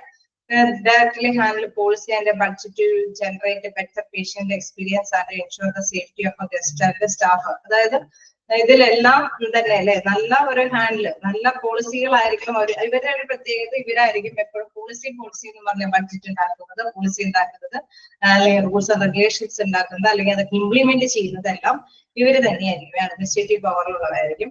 അപ്പൊ ഇവരുടെ എല്ലാ തരത്തിലും ഇത്തരത്തിലുള്ള കാര്യങ്ങൾ പ്രധാനമായിട്ടുണ്ടാവും. പിന്നെ പ്രധാനമായിട്ട് വരുന്ന കുറച്ച് മാറ്റേഴ്സ് എന്ന് പറയുന്നത് എന്താണ് ഇത് അല്ലെ, കുറച്ച് സംഭവങ്ങൾ ചോദിക്കുന്നുണ്ട് അല്ലെ നിങ്ങൾക്ക്. ഇൻഡിക്കേറ്റേഴ്സിനും കുറച്ച് ഇതുകളൊക്കെ ഇല്ല, പ്രിവാലൻസ്, അതൊക്കെ വെച്ചിട്ടാണ് ക്വസ്റ്റ്യൻസ് കുറച്ച് വരാറ്. എന്താണ് മോർട്ടാലിറ്റി റേറ്റ്, എന്താണ് mortality rate, infant mortality rate എന്താണ്, പ്രിവാലൻസ് അല്ലെ, പ്രിവലൻസ്, അതേമാതിരി തന്നെ എന്താണ് നമ്മുടെ ഇൻസിഡൻസ് അതന്നെ. അപ്പൊ അത്തരം കുറച്ച് സംഭവങ്ങളുണ്ട്. അതാണ് പ്രധാനമായിട്ടും ഈ ചാപ്റ്ററിൽ മെയിൻ ആയിട്ട് ചില ഇക്വേഷൻസ് ചെറുതായിട്ടൊക്കെ നിങ്ങൾക്കുള്ള ഒരു പ്രത്യേകത മനസ്സിലാവാനായിട്ട് ഒരു ഇതല്ലേ, ഒരു ഫോർമുല, അതിനെ ബേസ് ചെയ്ത് അത് മാത്രം തന്നെയായിരിക്കും അടുത്ത ഫോർമുലാസ്. എല്ലാ ഫോർമുലാസ് ഒന്നും ബൈഹാർട്ട് പഠിക്കണ്ട, പക്ഷെ ഇത്തരം കാര്യങ്ങൾ നിങ്ങൾ മനസ്സിലാക്കി വെക്കുക. ഇതിനെന്താ കാരണം എന്ന് വെച്ചാൽ മറ്റ് ആദ്യം ഡിസ്ക്രൈബ് ചെയ്ത് മെയിൻ ആയിട്ട് കുറെ ഇംപ്ലിമെന്റ് ചെയ്യുന്ന റൂൾസ് ആൻഡ് റെഗുലേഷൻസ് ഞാൻ നേരത്തെ പറഞ്ഞ മാതിരി അതിനെ കുറിച്ച് മാത്രം തന്നെയാണ് എപ്പോഴും പ്രതിപാദിക്കുന്നത്. പക്ഷെ ഇങ്ങനെയുള്ള പോയിന്റ്സും കൂടിയും കുറച്ച് ഇതിൽ ഇൻവോൾവഡ് ആണ് അല്ലെ, ഈ ഒരു PDF ഇങ്ങനെയുള്ള കുറച്ച് പോയിന്റ്സും കൂടി ഉണ്ട്. അപ്പൊ ഇതും കൂടി നിങ്ങൾ മസ്റ്റായിട്ട് നോക്കി വെക്കുക. അതുകൊണ്ട് ഞാൻ 2-3 മിനിറ്റും കൂടി ഉള്ളത് കൊണ്ടാണ് ഞാൻ പെട്ടെന്ന് ഇങ്ങോട്ടേക്ക് ചാടിയത്. ഇതില് നിങ്ങൾ പ്രധാനമായിട്ടും മനസ്സിലാക്കി വെക്കേണ്ടത് ഡെത്ത് റേറ്റ് എന്താണ് അല്ലെ, നമ്മള് മരണ റേറ്റുമായി ബന്ധപ്പെട്ട് മറ്റൊരു പേര് മോർട്ടാലിറ്റി റേറ്റ്. അത് എങ്ങനെയാണ് കാൽക്കുലേറ്റ് ചെയ്യുന്നത്, crude mortality rate, net mortality rate, അത് എന്താണുള്ളത്, ഐസിയു മോർട്ടാലിറ്റി റേറ്റ്, അത് ഒരു ഫോർമുല തന്നെ നിങ്ങൾക്ക് മനസ്സിലാക്കി കഴിഞ്ഞാൽ നിങ്ങൾക്ക് അതിന്റെ മനസ്സിലാവും അല്ലെ. വായിച്ചു എന്തായാലും അടുത്ത ടീച്ചർ റെഡി ആയിട്ട് നിൽക്കുന്നുണ്ട്. കാരണം ഏതൊരു പോർഷൻ എടുത്ത് തീരാനുണ്ടോ, മിസ്സിന്റെ ഒരു ഇച്ചിരി പോർഷൻ എടുത്ത് തീരാനല്ലേ. നിങ്ങൾക്കാണോ ഡിക്കാണോ എന്നറിയില്ല, ഡിക്കാണോന്ന് അറിയില്ല. അതെന്തായാലും മസ്റ്റ് തീർക്കേണ്ടത് കൊണ്ട് എന്തായാലും റെഡി ആയിട്ടുണ്ട്. പിന്നെ ഇതില് ഇൻഫന്റ് മോർട്ടാലിറ്റി റേറ്റ് എന്താന്നുള്ളത് ജസ്റ്റ് നോക്കാം. അതായത് കുട്ടികളുടെ മരണനിരക്ക് അല്ലെ, അതുമായി ബന്ധപ്പെട്ടുള്ളത് ആണ് ഇതിൽ. ആ ഫോർമുലാസും ജസ്റ്റ് നോക്കാം. എന്താണ് പ്രിവാലൻസ് എന്ന് വെച്ച് കഴിഞ്ഞാൽ എന്താന്നുള്ളത് നോക്കാം അല്ലെ. നമ്മള് പ്രിവാലൻസിലേക്ക് ഒരു എക്സാമ്പിൾ ഒക്കെ സഹിതമാണ് പഠിപ്പിച്ചത്. അത് നിങ്ങൾ മൈൻഡിലേക്ക് പെട്ടെന്ന് ഓർത്ത് വെച്ചാൽ മതി. പ്രിവാലൻസ് ഒക്കെ കണക്കാക്കുമ്പോൾ അത് വ്യാപകമാണ് അല്ലെ, വ്യാപകമായിട്ടുള്ള ഡിസീസ് അത് എങ്ങനെയാ വ്യാപിക്കുന്നതുമായി ബന്ധപ്പെട്ട് ഒരു രോഗം മറ്റൊരു അല്ലെ. COVID-19 ഒക്കെ ആയിട്ടുള്ള ബന്ധപ്പെടുത്തിയാന്ന് തോന്നുന്നു ഞാൻ പ്രിവാലൻസ് പഠിപ്പിച്ചത് അല്ലെ. അപ്പൊ പ്രിവാലൻസിന്റെ ഇമ്പോർട്ടൻസ് അതെ. അപ്പൊ നിങ്ങൾ ആ പ്രിവാലൻസ് പഠിപ്പിച്ചപ്പോൾ അതുമായി ബന്ധപ്പെട്ട കോവിഡുമായി ബന്ധപ്പെട്ട രീതിയിൽ തന്നെ ഇത് വായിച്ചു നോക്കാം. അപ്പൊ നിങ്ങൾക്ക് അത് പെട്ടെന്ന് ക്യാച്ച് ചെയ്യാനായിട്ട് സാധിക്കും. അപ്പൊ ഇങ്ങനെ പോയിന്റ് പ്രിവാലൻസ്, പീരിയഡ് പ്രിവാലൻസ് ഒക്കെ എന്താണെന്നുള്ളത് അത് 2-3 എണ്ണൊക്കെ ഒന്നിച്ച് വരുമ്പോൾ ഇതെന്താണ് point, number of case of health event at A certain time, സമയത്തിനുള്ളിൽ ഇത് 12 മന്തിന് ഇത്ര സമയത്ത് ഇപ്പൊ ഒരു 1 ഡേ അതിന് അങ്ങനെയൊക്കെ ആണെങ്കിൽ അല്ലെങ്കിൽ ഇത്ര സമയങ്ങൾ പീരിയഡ് കൊടുക്കുന്നുണ്ടെങ്കിൽ അതനുസരിച്ചുള്ള ക്വസ്റ്റ്യൻസ് ആയിരിക്കും. പീരിയഡ് ഓഫ് പ്രിവാലൻസ് പറയുന്നുണ്ട് അല്ലെ, ഓഫ് 12 മന്ത് അങ്ങനെ ഒരു പീരീഡ് കൊടുത്തിട്ടാണ്. ഞാൻ ലൈഫ് ടൈം പ്രിവാലൻസ്, അത് രോഗവ്യാപനം എന്താണ് വീണ്ടും അല്ലെ, ടോട്ടൽ ലൈഫ് ടൈം മുഴുവനും വ്യാപിക്കാവുന്ന ഒരു അവസ്ഥയിലുള്ള പ്രിവാലൻസ്. പിന്നെ അതിന്റെ പ്രിവാലൻസിന്റെ യൂസസും ലിമിറ്റേഷൻസ്. അതുമാതിരി തന്നെയുള്ള അടുത്ത പോയിന്റ് ആണ് ഇൻസിഡൻസ് അല്ലെ. ഇൻസിഡൻസ് പറഞ്ഞാൽ പെട്ടെന്ന് ആകസ്മികമായി സംഭവിച്ച ഏതെങ്കിലും കാര്യങ്ങള്. അത് ഞാൻ എന്തോ ഒരു എക്സാമ്പിൾ സഹിതമാണ്, എന്തോ ഫുഡ് ഇൻഫെക്ഷൻ ആണോ തോന്നുന്നു, അത് വെച്ചിട്ടാണ് നിങ്ങളെ പഠിപ്പിച്ചത്. അപ്പൊ ആ ഫുഡ് ഇൻഫെക്ഷൻ വെച്ച് തന്നെ ഈ ഭാഗങ്ങളും നിങ്ങൾ വായിച്ചു നോക്കുക. അപ്പോഴാണ് നിങ്ങൾക്ക് അതിന്റെ ആ ഒരു ഇതിലേക്ക് വ്യക്തമായിട്ട് മനസ്സിലാക്കാൻ സാധിക്കുള്ളൂ. പുതിയ കേസുകൾ ന്യൂമറേറ്റർ ആയിട്ട് എടുക്കുക, ടോട്ടൽ പോപ്പുലേഷൻ റിസ്ക് ഡിനോമിനേറ്റർ വരാൻ സാധ്യതയുള്ള അല്ലെ, ആ ഹോട്ടലിൽ നിന്ന് ഭക്ഷണം കഴിച്ച് അവരെല്ലാം തന്നെ ഡിനോമിനേറ്റർ ആയിട്ട് ടൈം എലിമെന്റ്, ഏത് ടൈമിലാണ് ഇത് സംഭവിക്കുന്നത് ടൈം എലിമെന്റ് ആയിട്ട് എടുക്കുക. ദെൻ ക്യുമുലേറ്റീവ് ഇൻസിഡൻസ് തന്നെ വർദ്ധിച്ചു വരുന്നത്, ഇൻസിഡൻസ് റേറ്റ് എന്താണെന്നുള്ളത്, then characteristics of incidents, address of questions, how far conditions, then a measure of risk diseases. ഇതിന്റെയൊക്കെ ഇത് പ്രധാനമായിട്ട് നിങ്ങൾ ക്യാച്ച് ചെയ്യണമെന്നില്ല ക്യാരക്ടറിസ്റ്റിക്സ് ഒന്നും. പക്ഷെ ഇൻസിഡൻസ് എന്താണെന്നുള്ളതും അതേമാതിരി പ്രിവാലൻസ് എന്താണെന്നുള്ളതും അതിന്റെ ആ ഒരു പീരീഡ് ടൈമിനനുസരിച്ചിട്ടുള്ള കാര്യങ്ങൾ എന്തൊക്കെയാണെന്നുള്ളതും പിന്നെ ഈ റേറ്റ് അല്ലെ, ഇൻസിഡൻസ് റേറ്റ് എന്താണെന്നുള്ളത് ജസ്റ്റ് മനസ്സിലാക്കി വയ്ക്കാം. അത് അതുമാതിരി തന്നെ നമുക്ക് ആവശ്യമുള്ള ഒരു കാര്യം എന്ന് പറയുമ്പോൾ ഇന്റർവ്യൂ ബേസ് ചെയ്ത് വരുമ്പോഴും ചിലപ്പോൾ എന്താണ് ഇൻഷുറൻസ് ഹോസ്പിറ്റലുമായി ബന്ധപ്പെട്ട എന്തെങ്കിലും കാര്യങ്ങളൊക്കെ വരുമ്പോൾ ഇൻഷുറൻസ് റേറ്റ് എന്താണ്, പ്രിവാലൻസ് റേറ്റ് എന്താന്ന് പറയുമ്പോൾ നിങ്ങൾ ഒന്നും അറിയാത്ത മാതിരി ഇരിക്കരുത്. എന്താണെന്നുള്ള കാര്യം ജസ്റ്റ് ഐഡിയ മനസ്സിലാക്കി വെക്കുക. രോഗവ്യാപന നിരക്ക് അല്ലെങ്കിൽ എന്തെങ്കിലും അല്ലെ ആ ടൈമിൽ എന്തെങ്കിലും ഇൻഷുറൻസുമായി ബന്ധപ്പെട്ട സംഭവങ്ങളുമായി ബന്ധപ്പെട്ട റിലേറ്റ് ചെയ്തിട്ടുള്ളതാണ് എന്നുള്ള കാര്യങ്ങളൊക്കെ ഓർത്ത് വെക്കുക. ഫോർമുലാസ് ഇൻസിഡൻസ് റേറ്റിന്റെ ഒക്കെ ഫോർമുല മസ്റ്റായിട്ട് നോട്ട് ചെയ്ത് വെക്കുക. പിന്നെ ഏത് തരത്തിലുള്ള ഇൻസിഡൻസ് ഒക്കെ ഉണ്ട് അല്ലെ, കൂടി കൂടി വരുന്ന ഇൻസിഡൻസ് ഉണ്ട് നേരത്തെ പറഞ്ഞ മാതിരി. പിന്നെ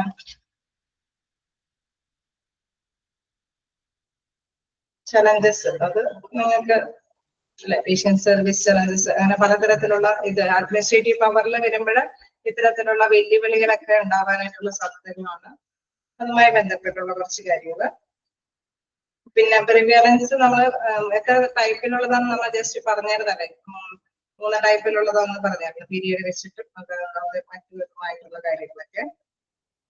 പിന്നെന്താ, പ്രധാനമായിട്ടും അങ്ങനെയുള്ള കാര്യങ്ങളൊക്കെ ജസ്റ്റ് ഒന്ന് മനസ്സിലാക്കി വെക്കുക. ഈ ഒരു ചാപ്റ്ററിൽ പ്രധാനമായിട്ടുള്ളത് ഈ ഒരു ടോപ്പിക്കുകളാണ് നമ്മൾ ഓർത്ത് വെക്കുക. അഡ്മിനിസ്ട്രേറ്റീവ് പവറിലുള്ളവരുടെ ആ ഒരു ഇംപ്ലിമെന്റേഷനുമായിട്ട് അല്ലെ, പോളിസികൾ രൂപീകരിക്കുന്നതുമായി ബന്ധപ്പെട്ടുള്ള പ്രധാനപ്പെട്ട കാര്യങ്ങളാണ്. ഓക്കെ, അപ്പൊ നമുക്ക് ഇനി ടൈമില്ല. All the best. നിങ്ങൾ നന്നായിട്ട് തന്നെ എക്സാം അറ്റൻഡ് ചെയ്യാം.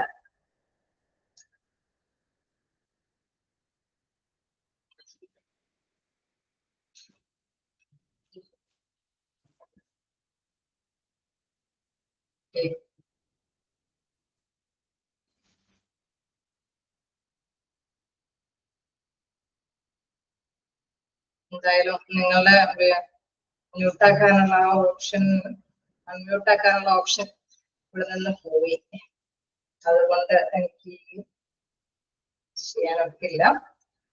എന്തായാലും നിങ്ങൾ എക്സാം നന്നായിട്ട് തന്നെ അറ്റൻഡ് ചെയ്യുക. നമ്മളുടെ മോക്ക് ടെസ്റ്റുകളും അതേമാതിരി ടെസ്റ്റുകളും വായിച്ചൊക്കെ നോക്കുക. നമുക്ക് പിന്നെ പ്രധാനമായിട്ടും നിങ്ങൾ എന്ത് തൊഴിൽ അഭിമുഖീകരിക്കാൻ വേണ്ടിയിട്ട് അല്ലെ, തൊഴിലിന് വേണ്ടിയിട്ടാണ് നമ്മൾ ഓരോ കോഴ്സ് അറ്റൻഡ് ചെയ്യുന്നത്. അപ്പൊ അങ്ങനെ ഉള്ള ഓരോ കാഴ്ചപ്പാടുകളുള്ള ആ ഒരു പ്രതീക്ഷകൾ തീർച്ചയായിട്ടും നിങ്ങൾക്ക് ഫലമണിയും. നിങ്ങൾ ജസ്റ്റ് മോക്ക് ടെസ്റ്റ് മാത്രം നോക്കി പോകാതെ ഇന്റർവ്യൂവിനെങ്കിലും പോകുമ്പോഴേക്കും ഇതുമായി ബന്ധപ്പെട്ടൊക്കെ പോകുമ്പോൾ നിങ്ങൾ ഇതെല്ലാം എടുത്തൊന്ന് ജസ്റ്റ് ഒന്ന്, അപ്പൊ അവരാര് എന്ത് ചോദിച്ചാലും നമുക്ക് പേടി കൂടാതെ തന്നെ അല്ലെ എന്തെങ്കിലും കാര്യങ്ങളൊക്കെ പറയാനായിട്ട് സാധിക്കും. അതുകൊണ്ട് നിങ്ങൾ അത് മസ്റ്റായിട്ട് ആ ടൈമിലെങ്കിലും ഇത് മസ്റ്റായിട്ട് യൂസ് ചെയ്യണം. ടെസ്റ്റിന് എന്തായാലും തീർച്ചയായിട്ടും ഇത് പഠിച്ച് പോകുമ്പോഴായിരിക്കും മാക്സിമം മാർക്ക് സ്കോർ ചെയ്യാനായിട്ട് എളുപ്പം. Thank you.